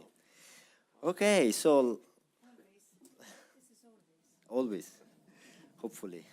Last but not the least, Dr. Michael Viz. So we were discussing about students, and you have a past in academia with your PhD on social business, and now you are a consultant. I think you have some few ideas on how to involve students in social business. Can you share it with us? Yes. Thank you. Maybe let me share you some basic thoughts about our education system at first, and I think it goes within your thoughts. I think in our education system, we are in the dominant mode of competition, also in the business system. And this is because we have that grade system in the universities and the schools, and students are learning for grades, for testimonies to become the best job seekers, where they compete with each other after they completed their studies. And I think the dominant mode of the future, of a sustainable future, is cooperation and not competition. And I think even this great system we have in schools and universities finally lead to some kind of social inequality. So if we can't abolish the grade system in the near future because it might be too progressive, we can at least build up an infrastructure at our universities where we can create some kind of counterbalance. And I think 4 short pillars of such a social business infrastructure, you also said it. First would be create a social business course where you learn how to write a social business plan, where you teach students basic elements of marketing, cost analysis, stakeholder analysis, all this stuff, and offer it to each student, not only to the business students, but also to the physics, to the philosophy students, to the design and arts. They also want to be engaged in social and sustainability aspects, and maybe want to get another way how they can be a job giver, not only a job seeker after their study. Secondly, if they did this plan, for a good university infrastructure, you need a kind of co-working place, a social startup. Call it social business lab. gives them one classroom they can meet and they can experience the social business ideas. Finally, what we also have already in some centers, you need some kind of idea competition, at least once annually, where they can present their projects and where you can invite local investors, entrepreneurs to reflect on the ideas and also to become partners, maybe financial partners, whatsoever. Then you create a link in the local ecosystem of the university. And fourthly, I've said it before, some kind of a kind of university-based crowdfunding platform would help students to make their projects become visible and also gain investors. And if you created that infrastructure, you might also have groups of students which you can link to the 3-0 movement. You have another great movement you can join at the end. So at the moment I'm applying for professorships in social entrepreneurship, and if I succeed in getting into academia again, I would not so much focus on grades within my work, but would adopt the mindset of an employee of Grameen Bank, being a supporter of entrepreneurship. Thank you. Yeah.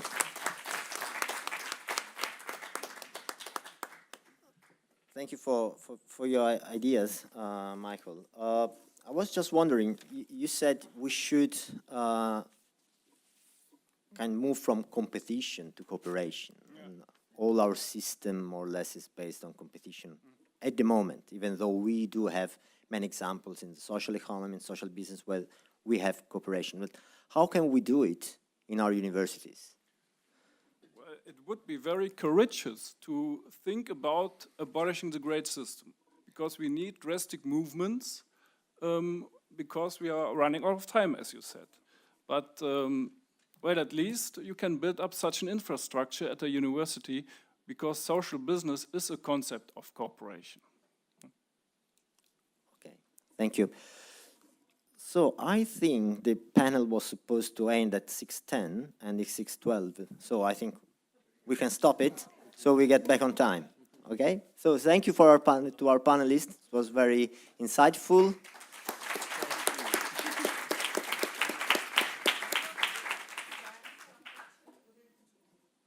We have to take a picture, photo. Okay.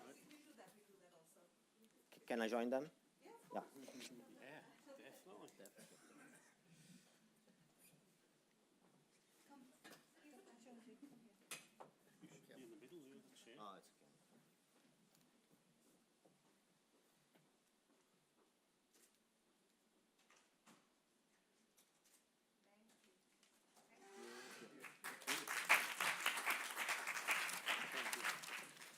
Thank you, Enrico. That was wonderful. We would now welcome the guests and the moderator for the second panel. This panel session would be dedicated to the current activities and future plans of our YSBC Global Network. And the moderator for the panel would be Dr. Ujjwal Ibrahim, Assistant Professor, University of Canada West, UCW, Vancouver, Canada. Professor Ujjwal Ibrahim, if you could come to the stage, please. And the speakers at this panel would be none other than Dr. Enrico Testi himself again. You're also having some good exercise. Professor Elisabetta Rigini, Professor of Commercial Law and of Law of Commerce and Financial Markets, University of Urbino Carlo Bo, Italy. Professor Giuseppe Troluccio, Professor in Financial Intermediation, Department of Management, University of Bologna, Italy. Professor Federico Fezas Vital, Adjunct Professor of Social Entrepreneurship, Executive Director at Católica Lisbon, Yunus Social Innovation Center, Portugal. And Paola Samoggia, Composer, Italy. And there's another presenter as well.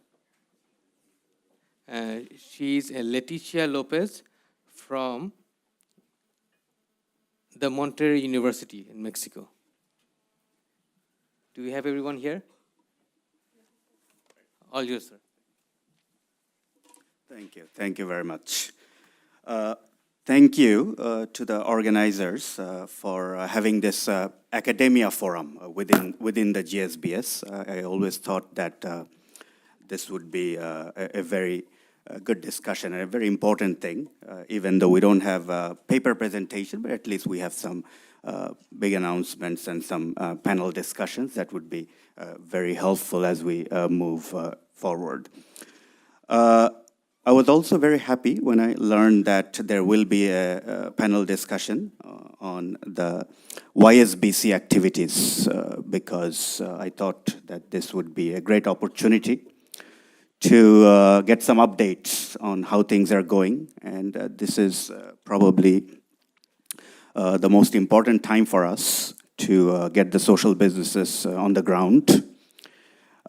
So these centers play a vital role to get things going. And the fact that these centers are housed in universities, that itself has a lot of significance for many reasons. First of all, the centers are directly connected with the researchers, the faculty members, and the students who might like to be part of the research as well. That's one thing. Another thing, these centers could be directly involved with the students, and these are the young people. And Professor Yunus has been stressing how important it is now, probably more than ever before, that young people get into it and get involved and so on. So the centers do have a huge role to get the students involved. So two very important groups. And then the stakeholders, because you not only work with the faculty, staff, students, many other organizations, individuals, and so on. So in the light of all these things, this is a very important thing, that there are centers and they're housed in the university. And I teach in an MBA program, irrespective of what course I teach. I always try to bring in the principles of social business, whatever the course is. And one reaction is very common, a lot of enthusiasm, because in the classroom, people want to think about ways to make things better, change the community, how the things are going, status quo, whatever you call it. So a lot of enthusiasm leads them to the next step, right? The next step is they ask me to connect with resources. So I try to connect them with resources, that how they can learn more about social business and so on. So I always thought these centers could be excellent resources, not only for the universities where the centers are located, but also the other universities, because connecting with other universities is just a simple thing now. So I think this is a good opportunity for all of us to get together and have a quick...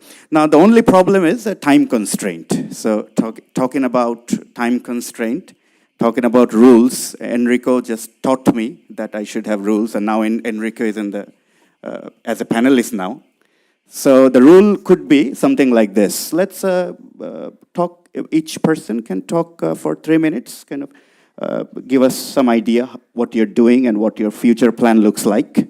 And I'll try to ask a follow-up question and then see if time permits, we can go for a discussion.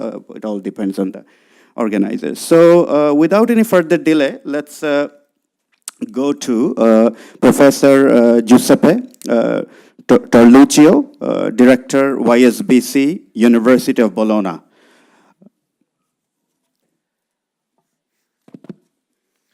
Thank you for the invitation. And what the connection between a professor of banking and finance to social business? That's my first question when I am talking here. But here we can see at the entrance a nice sculpture related to Luigi Einaudi.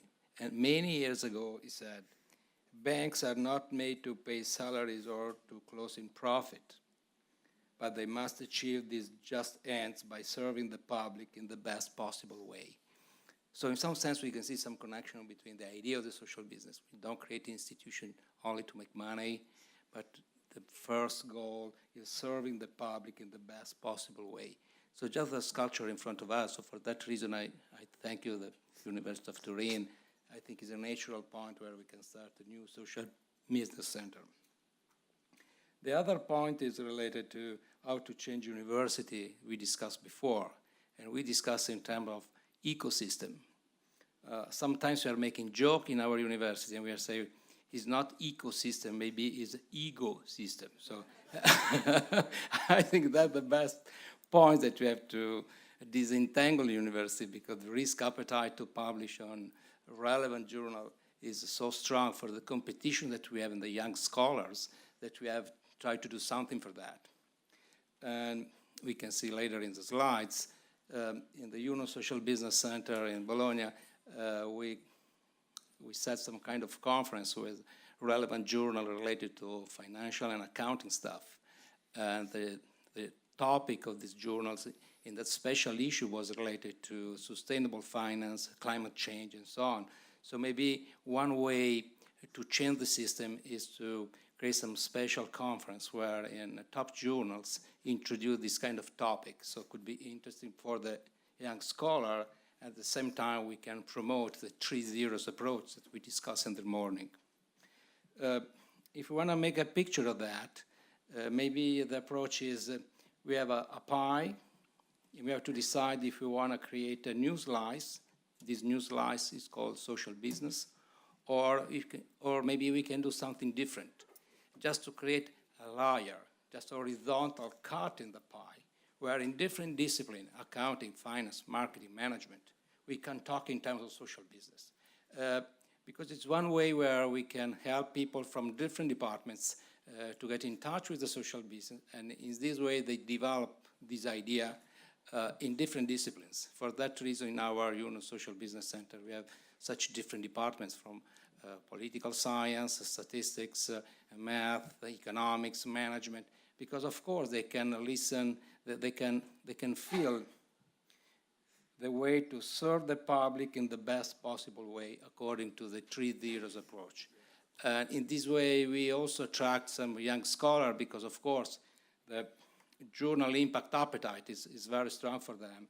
And we can deal with top journals. We try to publish on that. And we try to infuse in this journal the idea of the social business. We can go directly to the slides that we have. So the idea is to have a mission in terms of empower individuals and create social impacts. We can move to the next slide. They are networking with other universities. We had some kind of network between other UNO Social Business Center in Italy. And of course, with different kind of institutions, we have also strong relation with the Grameen Italia Foundation. In some senses, more related to the practice of social business and microfinance. So different programs where you can include the microfinance piece. Is not only finance, of course, is a more inclusive projects where there is also one piece called finance.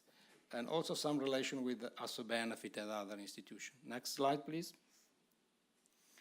And here we can just describe how we get in touch with different departments, how we can try to involve in the social business. Our colleagues, they are more interested in other topics. They are strongly related to the social business. Migrants is one of them. Entrepreneurship European project related to migrants, how to prepare a toolkit for them to develop the entrepreneurship profiles. I mentioned before a conference, academic conference that we have done just a couple of months ago, seminars, and a special issue related to good journals, finance research letter, international review of financial analysis, with some special issue related to sustainable finance. Next slide, please.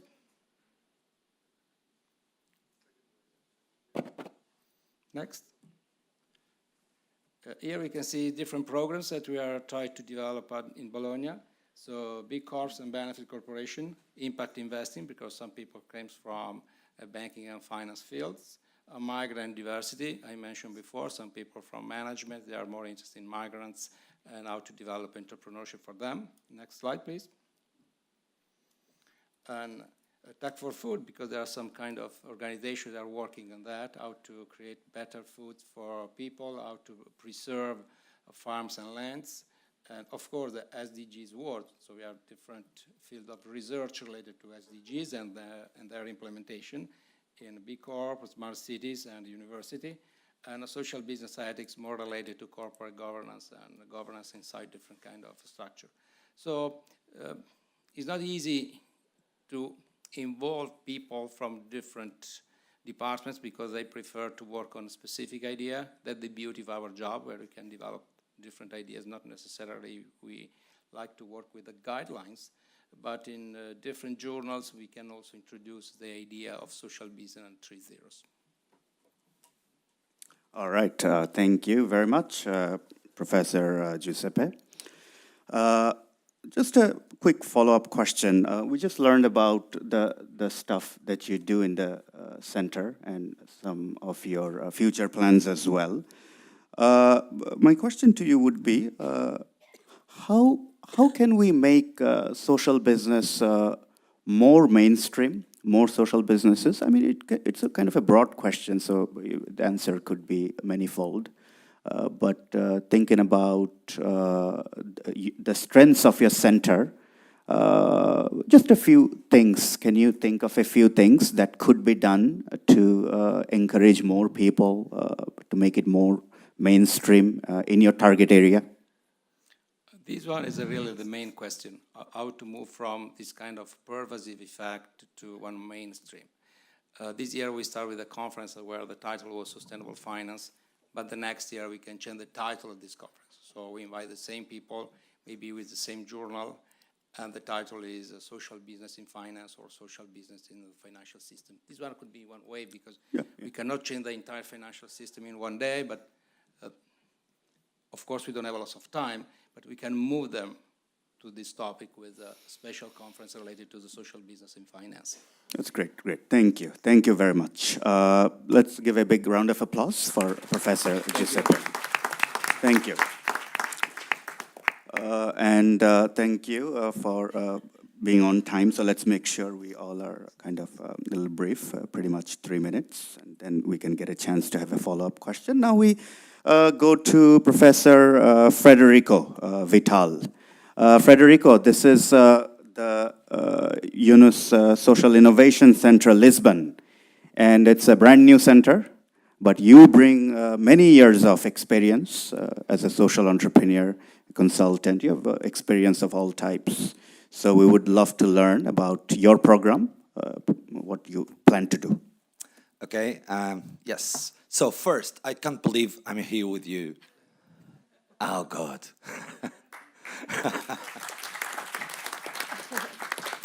This because I am, at my core, a social entrepreneur, which means a passionate human being, obsessed with positive impact, and I don't take no as an answer easily. And because I am this way, I experimented a lot of different things in my life. And I think if this is a network of organizations, and academias is also a network of people. So I want you to know me a bit better. Because it has also to do with the vision and the strategy that Católica Lisbon, the university where I come from, has. And so I started off as a lawyer, and then as a banker, and then as an entrepreneur. And in 2007, I created my first nonprofit, and the topic was mental health in families with sick children, and also abandoned and abused children, and also in elderly people. And then I started understanding the difference between creating value for society and capturing value from society, and the different effects it had on ourselves. And I heard your words this morning when you said that if you want to be happy, you can, focus yourself on having a profitable business. But if you want to be super happy, try social business. And I can tell you by my own experience that that is absolutely true. And you had a huge role on it, because in 2011, I did my INSEAD social entrepreneurship program together with Professor Felipe Santos, who is now the Dean at Católica Lisbon. And I heard some quotes of Professor Yunus in the documentary of Ashoka, Who Cares? And I was totally inspired by it. And I understand for the first time, I understood that I was a social entrepreneur. After all, I was not only crazy. And then a whole new world opened before my eyes. So I kept on being a social entrepreneur with my organization, but then I started teaching others how to do the same. And this, dissemination, this passing the word, passing the model, this model was designed by Professor Filipe Santos in INSEAD, and then it was disseminated in Portugal and all around the world through INSEAD. So it has reached a lot of people in the world. And I started teaching this methodology.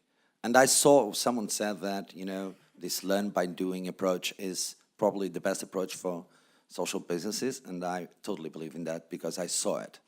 So I had students coming from all sectors and all areas, not only universities, but also secondary schools, companies, public sector, people that wanted to develop their own social businesses. And I did this for 10 years. Meanwhile, Catholic Lisbon decided that they would have a curriculum unit dedicated to social entrepreneurship, and they created the Social Innovation Share. And the Social Innovation Share, managed by Professor Filipe Santos, which, for the ones of you that don't know, he is one of the top 2% scientists in citations regarding social innovation, according to Stanford. Well, he created this share and the social entrepreneurship course for undergraduates, masters, and executive education. I'm a teacher in all these degrees, together with a team of researchers and teachers that focus on these areas. So this has been going in Catholic Lisbon for many, many years. This social innovation, social entrepreneurship approach, which is, what's your name? Michael. Which is a learn by doing approach. We have 12 sessions, 10 sessions are step-by-step project building, and in the end we have a competition, and we invite people from public sector, companies, social entrepreneurs, and academia. And it works a lot, because many of the projects that get out of each semester chairs are actually transformed into impact ventures, which is, I think, a good measure for the impact of the course. Why did we join this network if we already did this? Well, we already did this, but there's a lot of knowledge, and a lot of sharing. And you were saying it's key to share between universities. We already do that with a lot of universities, but not focused on this topic. So one of the reasons is we want to share, and we want to get all the knowledge. And because, of course, we believe in the vision. We are aligned with the vision. So this is the first, and the second is we also want to contribute.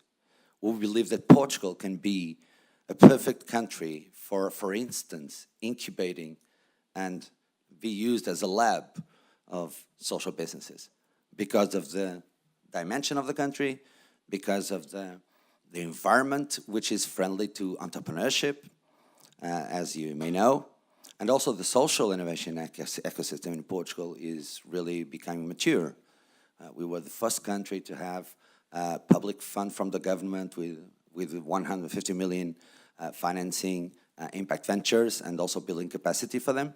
So we believe that we can keep on running this road. And besides that, we decided to focus on 4 main areas.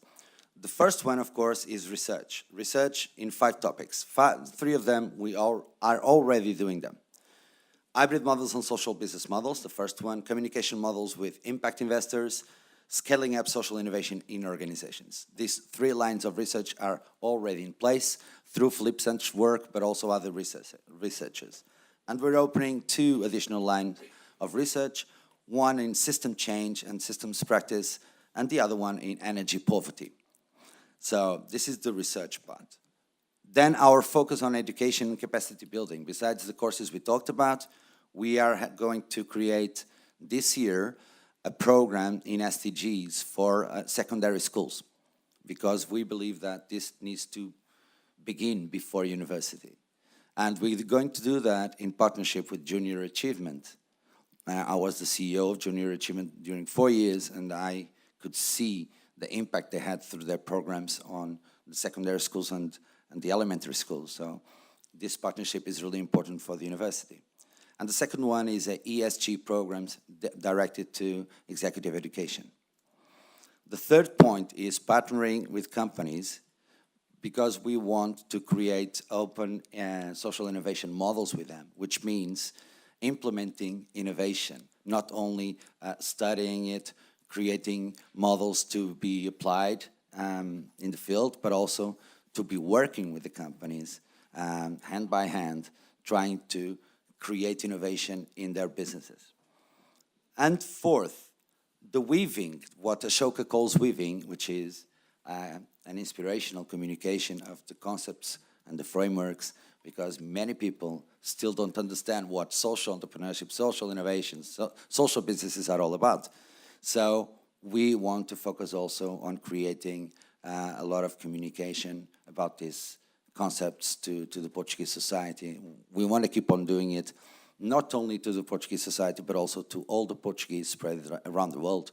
I don't know if you know, but we have as many Portuguese living outside Portugal as we do in Portugal. And also we have 260 million people speaking Portuguese all over the world in 9 different countries. So I think that we have an ecosystem here on with connections by language that we can easily use to communicate and to spread the word on what social businesses and social innovation can bring as, you know, innovation. So this is basically what I want to say. I don't know if I have time for a question, but if I don't, no problem. I think we're doing good as far as time is concerned. So okay, so I just want to say it's a pleasure to be here, and I really hope to be in contact with the network and on a regular basis. Thank you. Oh, great, thank you. Federico, thank you for giving us some good idea what the plan looks like moving forward. And it's really good to know that you have some definite plans charted out. And one thing you mentioned, the financing by the impact ventures, impact investment funds, exclusively dedicated to the social business. I think that's very important. I did not know much about impact investment until I went to one of the institutions, and then I learned that they are basically investing on businesses that has profit plus purpose. Sounds more like B Corps to me. And it was very interesting, Professor Giuseppe mentioned one of their research focus is kind of working with the B Corps and so on as research. And social business could be the next step because B Corp already has a purpose embedded in their business, unlike the corporations. Those are the C Corps. So they have a benefit corporation. And next step would be social business. And Professor Yunus was mentioning what Patagonia did. Patagonia was actually B Corp. It's still B Corp, very famous B Corp, but now they're heading toward social business with the initiative that has been started recently, exclusively focusing on environment. So it's very exciting to know about the plans that you have. Quick question for you. Your background seems very interesting, from lawyer to banker to entrepreneur, and then suddenly jumping into social business. Not only taking interest in it, you're creating a system, a center, and leading it from the front. So it's very exciting. And I think it's very important to get all these perspectives. I always thought that. It helped me as well. Even though I teach at a business school, by training I'm a microbiologist as well, by the way. So I think it helps me to kind of see the perspective. So my question is, when we try to invite students, learn about social business and so on, we are not necessarily targeting just the business students, right? We are targeting all sorts of students of different majors, backgrounds, you name it. What could be the system in your center? What could be some interesting things that you're thinking about so that you can attract students from all sorts of backgrounds, not just business? Okay, so we're already doing that, actually. We already have a course of social entrepreneurship for lawyers because the faculties work together. The campus of business and economics is next to the law campus. And as I was a student of law at Catholic University, so I managed to have this course on social entrepreneurship for lawyers. And I think we also have a medicine faculty and we have a social service faculty. The social service is already having these kind of programs. And actually, they're really open to it. There's not a lot of resistance coming from the scientific councils or whatever.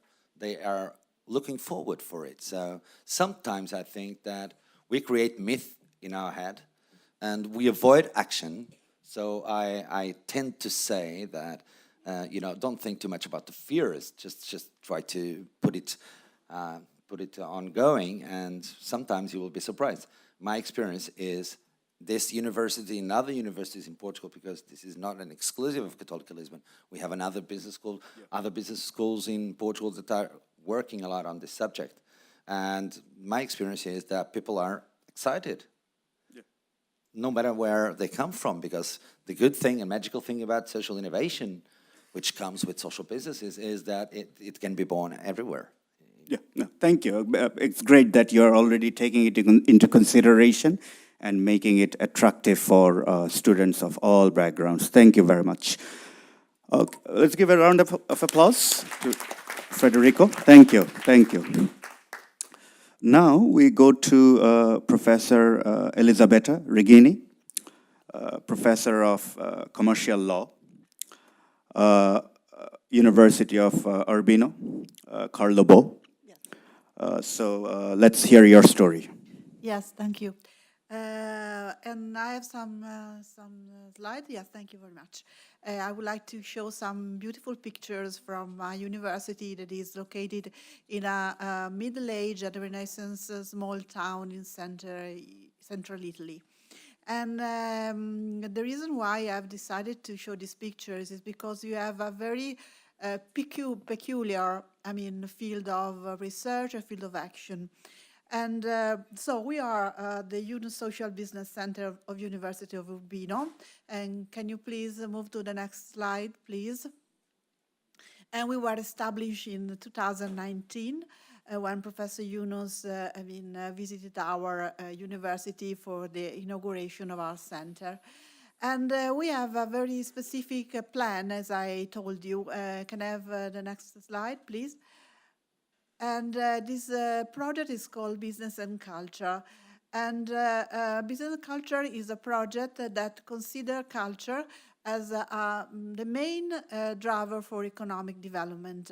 And culture is not only entertainment, but is a way of expressing new concepts, and is the way of expressing the most authentic part of human beings.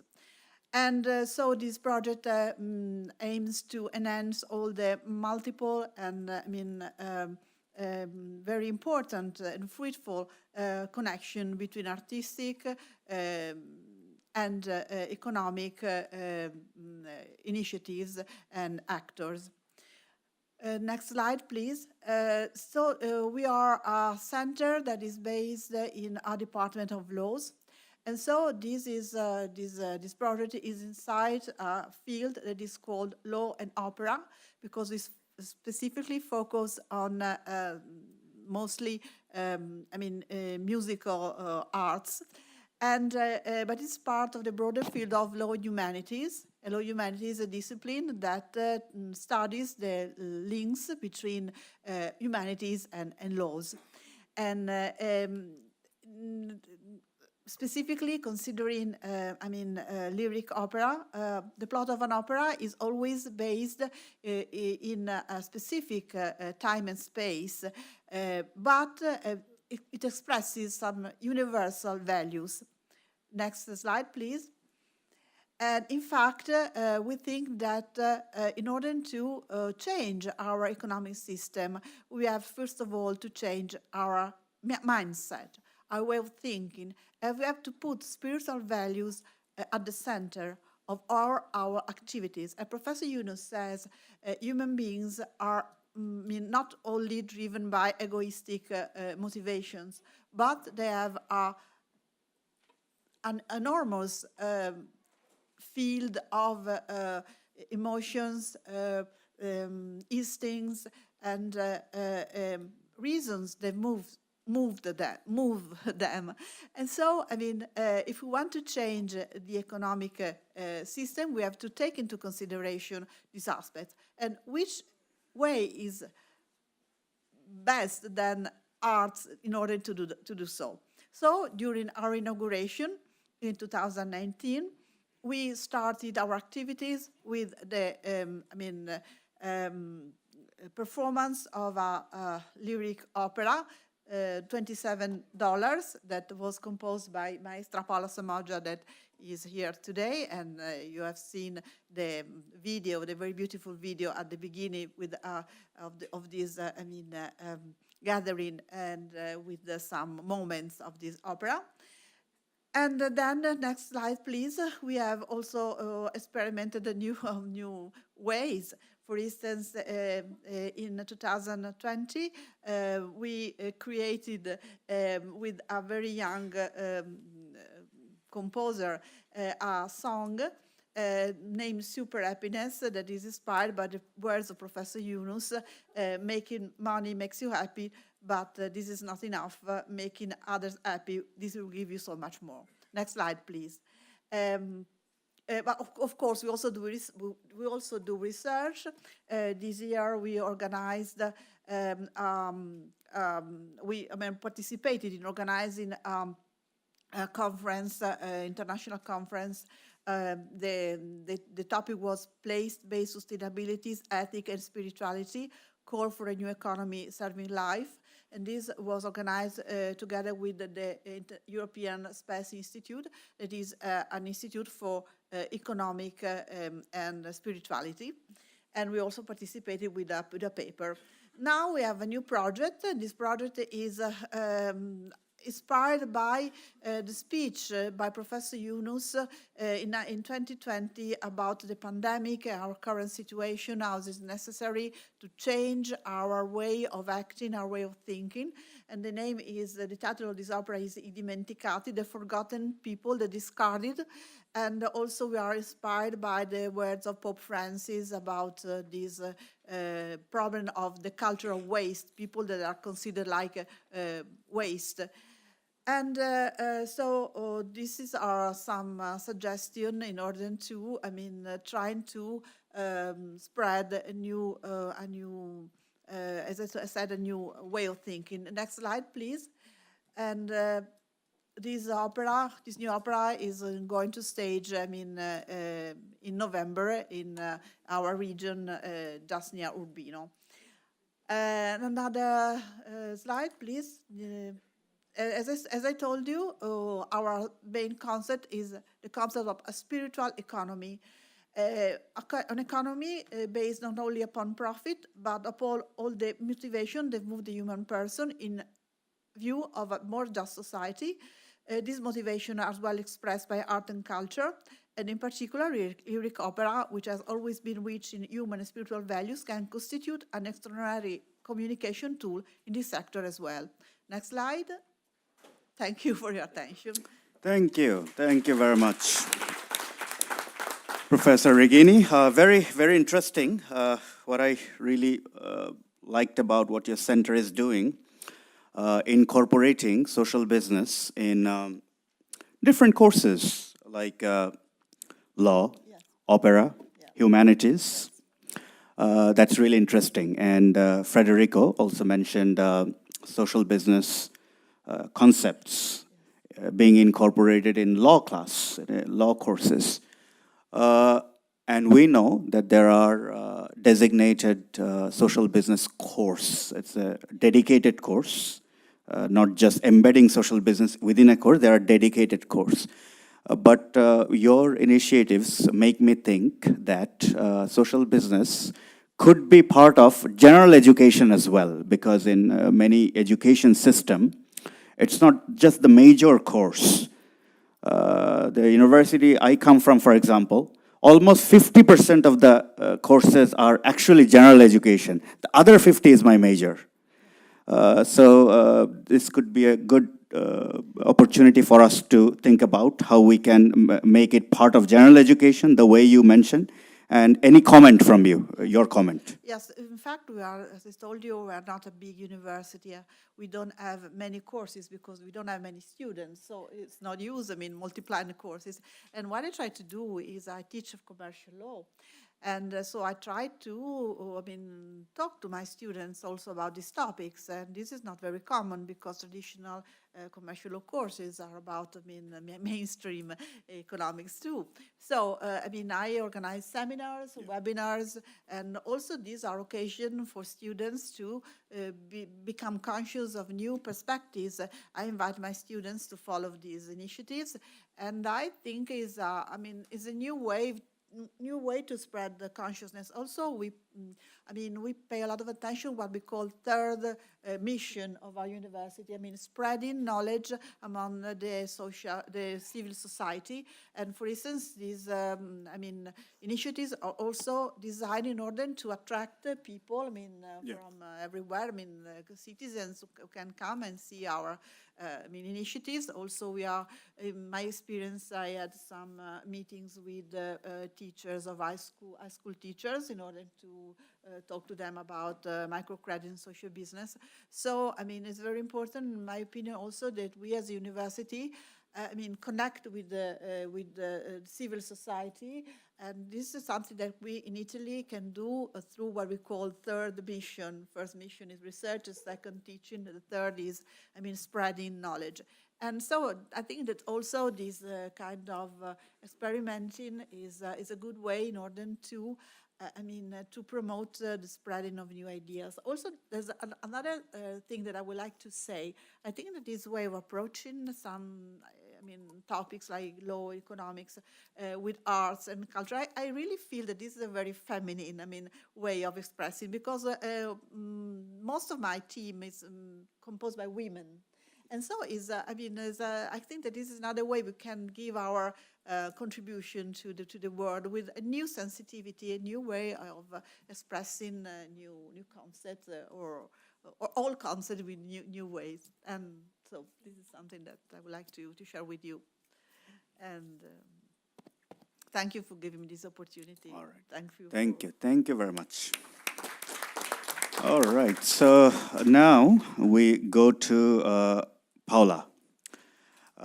Paola is a music composer, but very much involved with social business. Paola, it is my curiosity, before you talk about what you're doing, you might like to tell us how you got involved with social business, from music to social business, what motivated you, and then your plans, please. Yes, thank you very much. Just the book, The Banker to the Poor. It was for me like a flash, and I thought it was a wonderful book, a wonderful way to bring a different value in the world, and so I tried to explain it, to tell about it with my music, with my art, and this is the reason why. I think it's a good dream for the future, for the next generation, yes. Great. So I have not the gift of synthesis, and so I wrote my paper. Good afternoon, Professor Yunus and everyone. It's a great honor to be here again. We are a group of artists working on projects involved in Goal 1810 from the 2030 Agenda.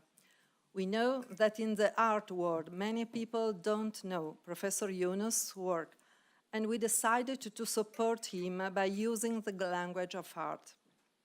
3 years ago, as Elisabetta explained, we had the debut of our opera, $27, really inspired by the book Banker to the Poor. Professor Yunus honored us with the presence at our premiere. His support really meant a lot to us and gave force to our dreams. This year, when we finally returned to work in the theater, we decided to shoot a short film from our opera. $27 Daydream was created in cooperation with one of the main Italian theater foundations and singers from its opera school. We worked with nearly 60 artists in total in this production. We planted seeds both in the direct audience who watch the performance and the indirect audience, all the people we meet on our path. We also achieved the Green Theme certification due to our attention to environmental themes. Thanks to all people coordinating the Yunus Centers and our deepest gratitude to Professor Yunus.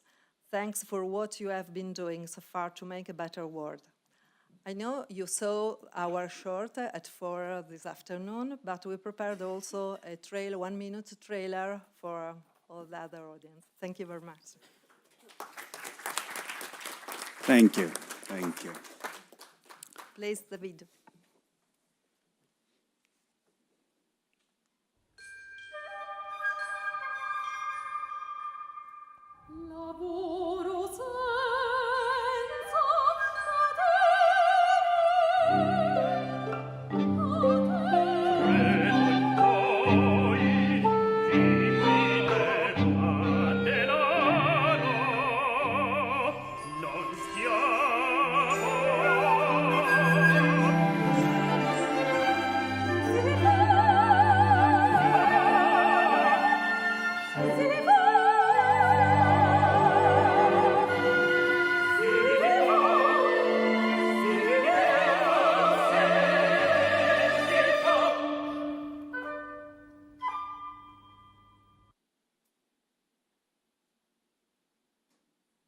Great, thank you.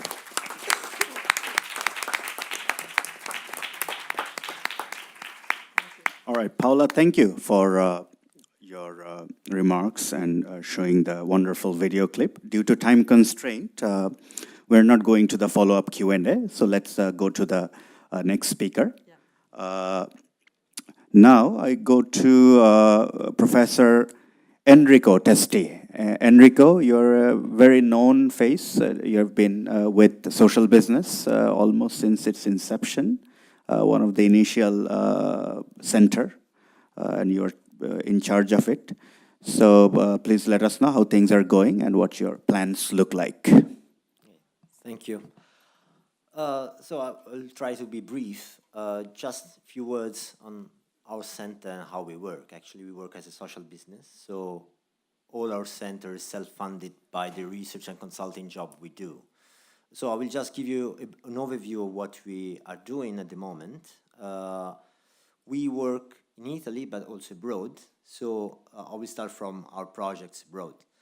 We are currently working in Palestine with the Yunus Social Business Center at Bethlehem University, and that's a project on capacity building research, academic research on social business and social enterprises. Then we are working in Senegal in a project where actually we are partners of CISAO in Turin with Professor Egidio Dansero that was here. So good thing we are already collaborating before actually them being a Yunus center.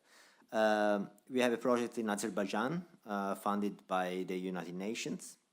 We are continuing our projects on the social business cities, so our collaboration with Barcelona, which has been going on since 2015.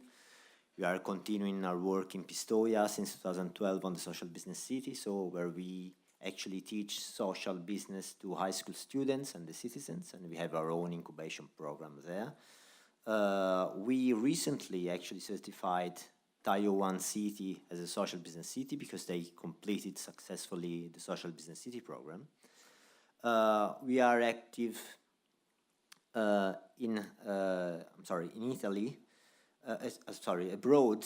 We also have 2 Erasmus Plus projects, one with Barcelona and France and other countries that Andrea was mentioning before, and then another one with Glasgow Caledonian. In Italy, we are active on social impact evaluation and social reporting. So I know some colleagues here from Turin were discussing social impact evaluation. So we also do this, so it would be nice actually to exchange.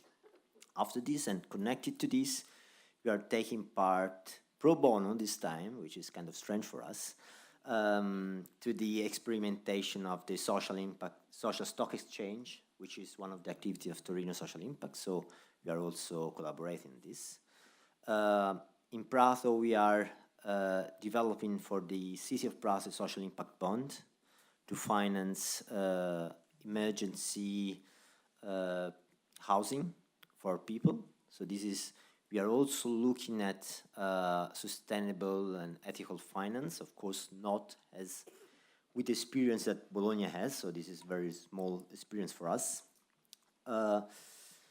We also are now trying to develop a new social businesses, so we are discussing with some UNOS centers about this opportunity, so hopefully we will start another one. And in terms of collaboration, actually, we are pretty open now to Africa. We already have some projects in Africa, but it's good that now we have some new UNOS centers coming in. So this is something we are looking at in the next month. I think pretty much summed up everything that you are doing at the moment. Great, thank you. Thank you very much, Enrico. Your center pioneered quite a few projects.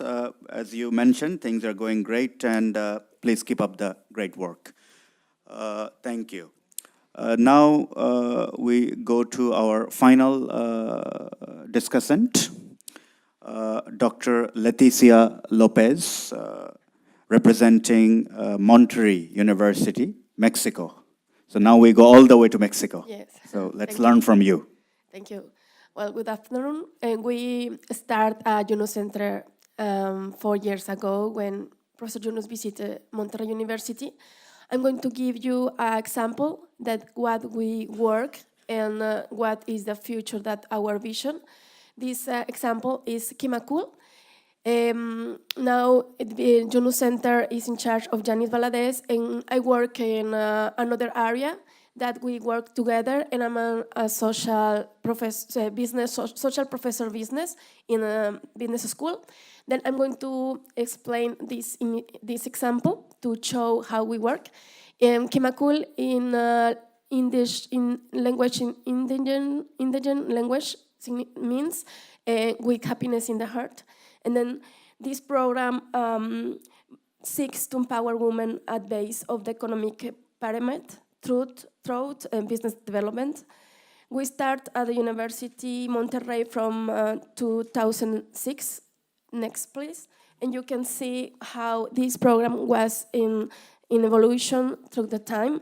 And the important thing here is that, next please, is that our methodology, where we show students not only how to create social business, we show students how to teach others to create social business.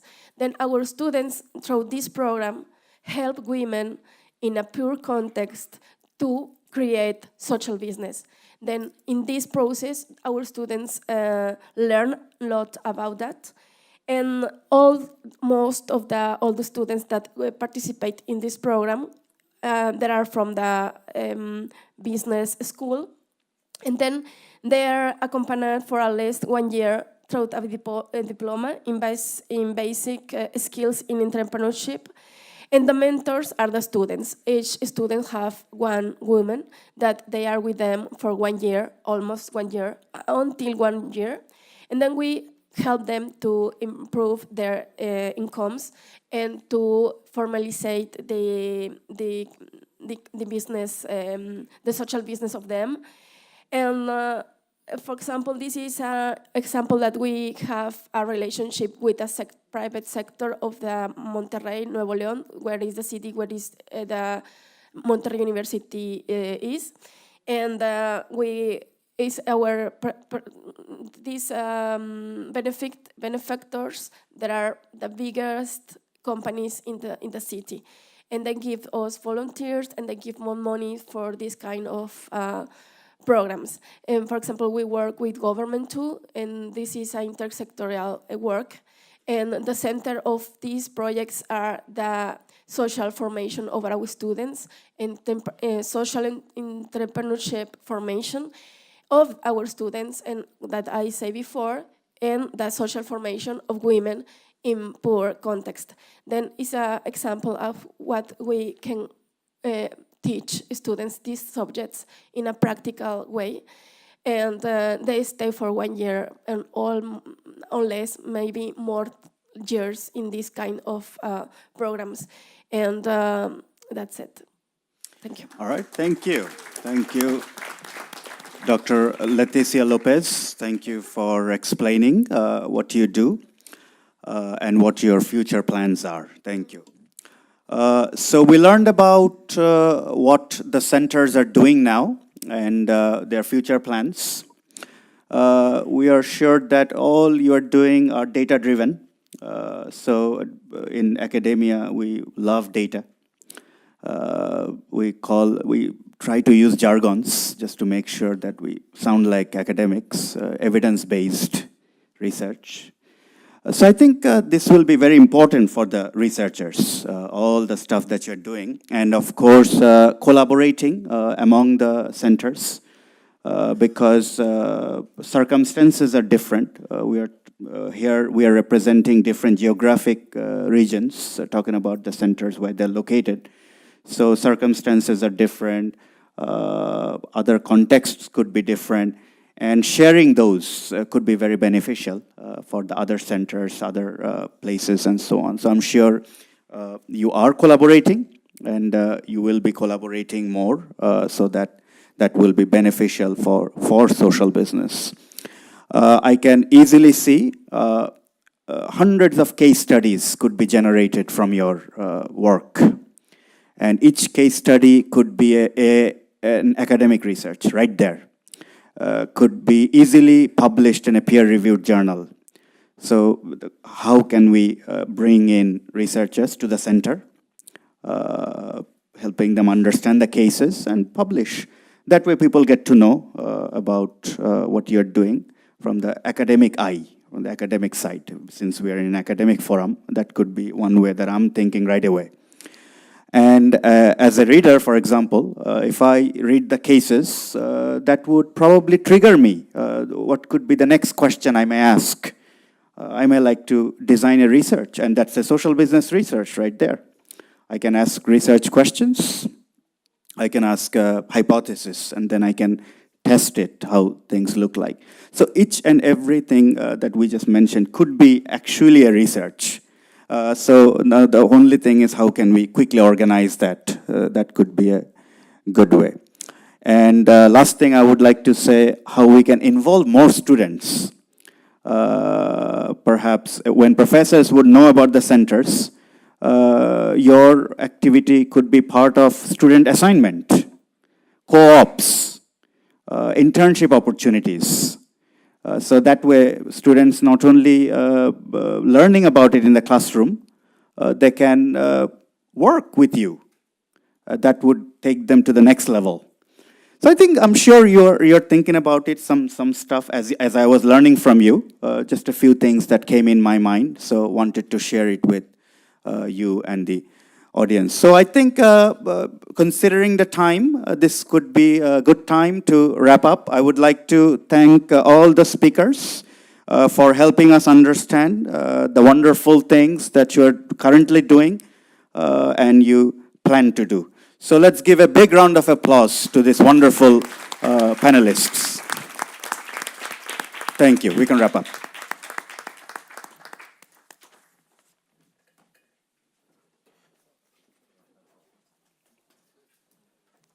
Take a picture with our speakers and the moderator. I request the photographer to please come.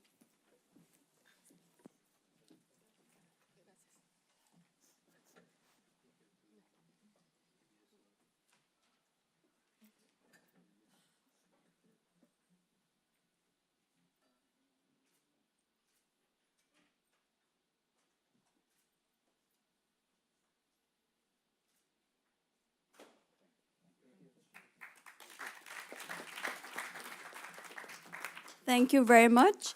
We now will take a photo with Professor Yunus, so I request everyone to please gather behind him. So if you can kindly get up from your seat and gather behind him. Professor Yunus has to leave because he has another session at Lavazza. So we're just going to take a photo before he leaves. So please kindly get up from your seats and gather behind Professor Yunus so we can get a beautiful picture.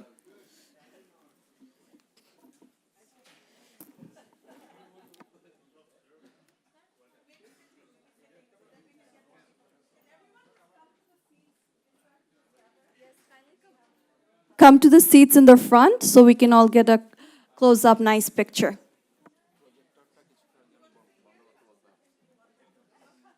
Would it be possible for the tech team to turn off the projector because it's reflecting the light from the camera?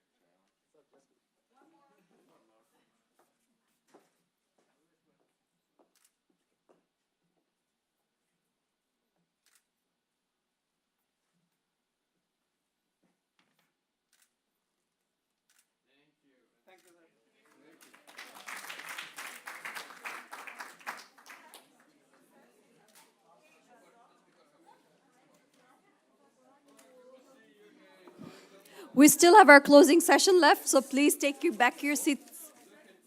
Oh, so Professor Yunus, before he leaves, he wants to say a few words. So kindly take your seats, a few words from Professor Yunus, and then we have our closing session with our respected academics from the University of Turin.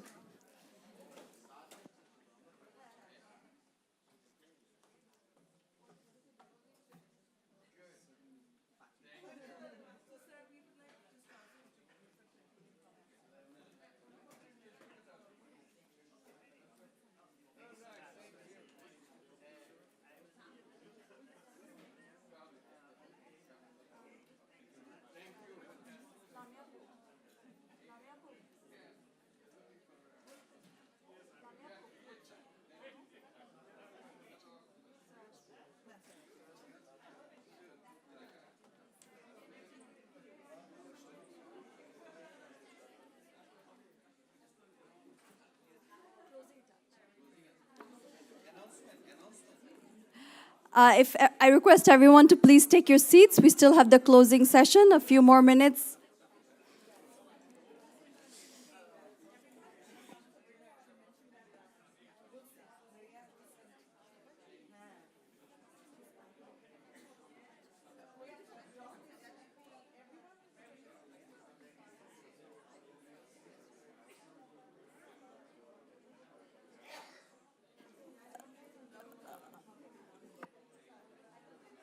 Okay, if everyone has settled down, we can start our closing session. Kindly take your seats. And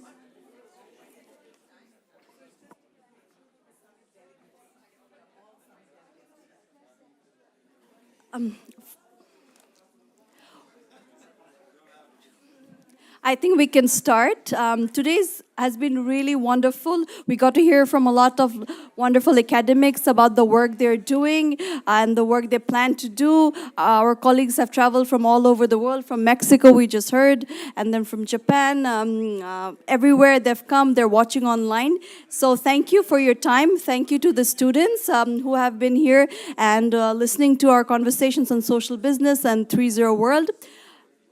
Thank you to our Unicenter colleagues who have put a lot of effort behind Social Business Academia Forum and the Global Social Business Summit. Many of them are here, many of them are working backstage. So a big round of applause for all of our colleagues, our friends, and our YSBCs working with us for so many years on social business and our events. So a big round of applause for everyone.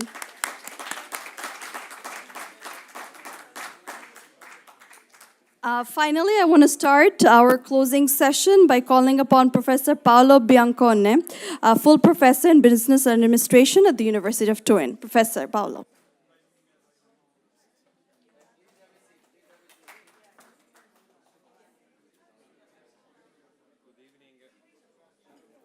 Good evening to everybody. It's a pleasure to be here and to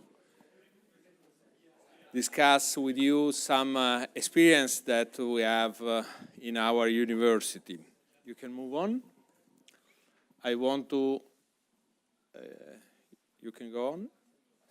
All right. This morning, Secretary of the Chamber of Commerce, Bolato, spoke about Torino Social Impact. The University of Turin is a partner of Torino Social Impact. I am the delegate of director in the committee of the Chamber of Commerce for the Torino Social Impact. And I want to share our experience in one important thing that is a postgraduate program on social impact evaluation. We did 3 editions and we had more than 240 students for, coming from all different cities in Italy. This, I think, it's a good experience that we can carry on with the next edition next year. If you move on, we have also another experience that I want to share with you. This is a research experience about the European Journal of Social Impact and Circular Economy. This is an international journal based in the University of Turin. It's a double-blind, open access, peer review journal. We had 3 years of experience.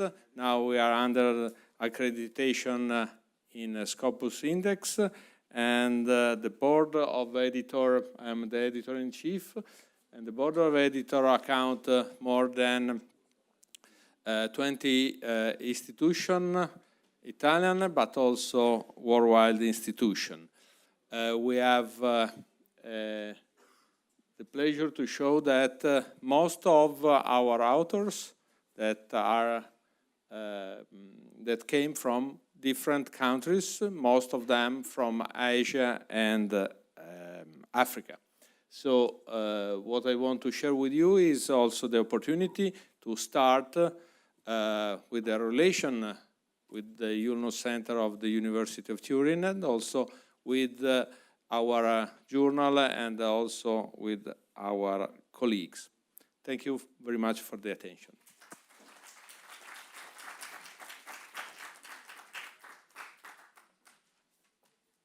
And now from the university side, I also call upon Professor Marcello on stage to say his final words. Professor Marcello.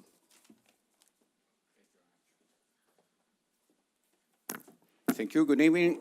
Just a few words to thanks all the speakers, to thanks Mr. Professor Yunus, to thanks the organizer. Do we have, as a University of Turin, we have a great opportunity to start with a new challenge to create the Social Business Academy in our university. What I learned today is that to open this kind of center is not only a matter to introduce a new line of research or to introduce new syllables, new courses, new masters. What I learned today is that we have to take a greater responsibility. We have to contribute to change a mindset, to change the mindset of our students, but to change the mindset of ourselves. It's a great opportunity to change the way in which university is linked to the stakeholder, linked to the ecosystem in which it is embedded. It's a great opportunity, but to really get this opportunity means for us to change deeply our way to do things, our way to not only from the point of view of the research, but only, if you know, but mainly from the point of view of to link in a deeply way our research with implementation. What I learned today is that we have to link scholar and practitioner. We have to link research and implementation. We have to link to publication and to in a certain way to create innovation, not only to modelize innovation, but to create innovation. This is what I take away today, and I hope to see you again next year, which some new accomplishment and new results of our activity of next year. Thank you very much to all. Thank you.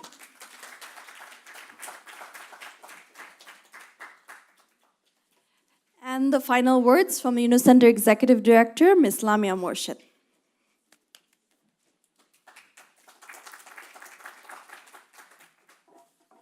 Thanks, Zinat. I just want to thank everyone for coming here today. It's, as always, we are very riveted when we get to hear from our university network partners, especially to hear from what the senior YSBCs are doing, but also to hear from the new ones that have joined in, and also to hear about the creative activities being done by the YSBCs such as Urbino and what Paola's doing. Every presentation for us was very exciting, and UniCenter wants to continue to be able to enable these get-togethers. We are not academics, but one of the things that I heard, and this was what Sharmeen Morshid said, is that it would be great for the academics to speak to the practitioners, all the practitioners are here, to see if there are examples of social business on which they can be researched. This is this interface that we have at the summit of the practitioners and the academics, how to make best benefit, that you can have examples of very powerful social businesses, but which are not backed with research and data to make the model more available or the learnings more available to a wider audience. So for me, the fact that the summit always makes a space for the academics to get together is one of the really exciting things for us at the UniCenter. And we are planning for next year to actually have a full-fledged Social Business Academia Conference with papers. So I'd like to talk to you, Cam, after today at dinner, possibly, about that. And the last thing I would like to do is to thank actually everyone from the University of Turin, Mr. Stefano Giona, the rector, Mr. Edigio Dancero, the vice rector, Professor Jose Danies, Professor Anna Cugno, Professor Paolo Bianconi, Professor Marcelo Bogetti, and Mr. Andy Silvestri, who sat through the entire thing. And this has been a fantastic place for us to have our first in-person academic interaction after the 3 years of the pandemic. And it's wonderful to see everyone in person. We've done things on Zoom, but there's definitely something special about getting together. And we are very looking forward to what we will do with the University of Turin and also the Torino Social Impact Program that you mentioned, which is also, I think, relevant for everyone in the network. Thanks once again to the GCL for enabling this. And I would like to say thanks to our team at the UniCenter who's been working day and night, Zinat, Shihab, Aziz, Urmi, everyone behind the scenes. They've been working very hard to make this happen. And thank you very much. And thanks to all of you, the practitioners and the academics who are present today to make this special. Thank you very much, and see you again very soon.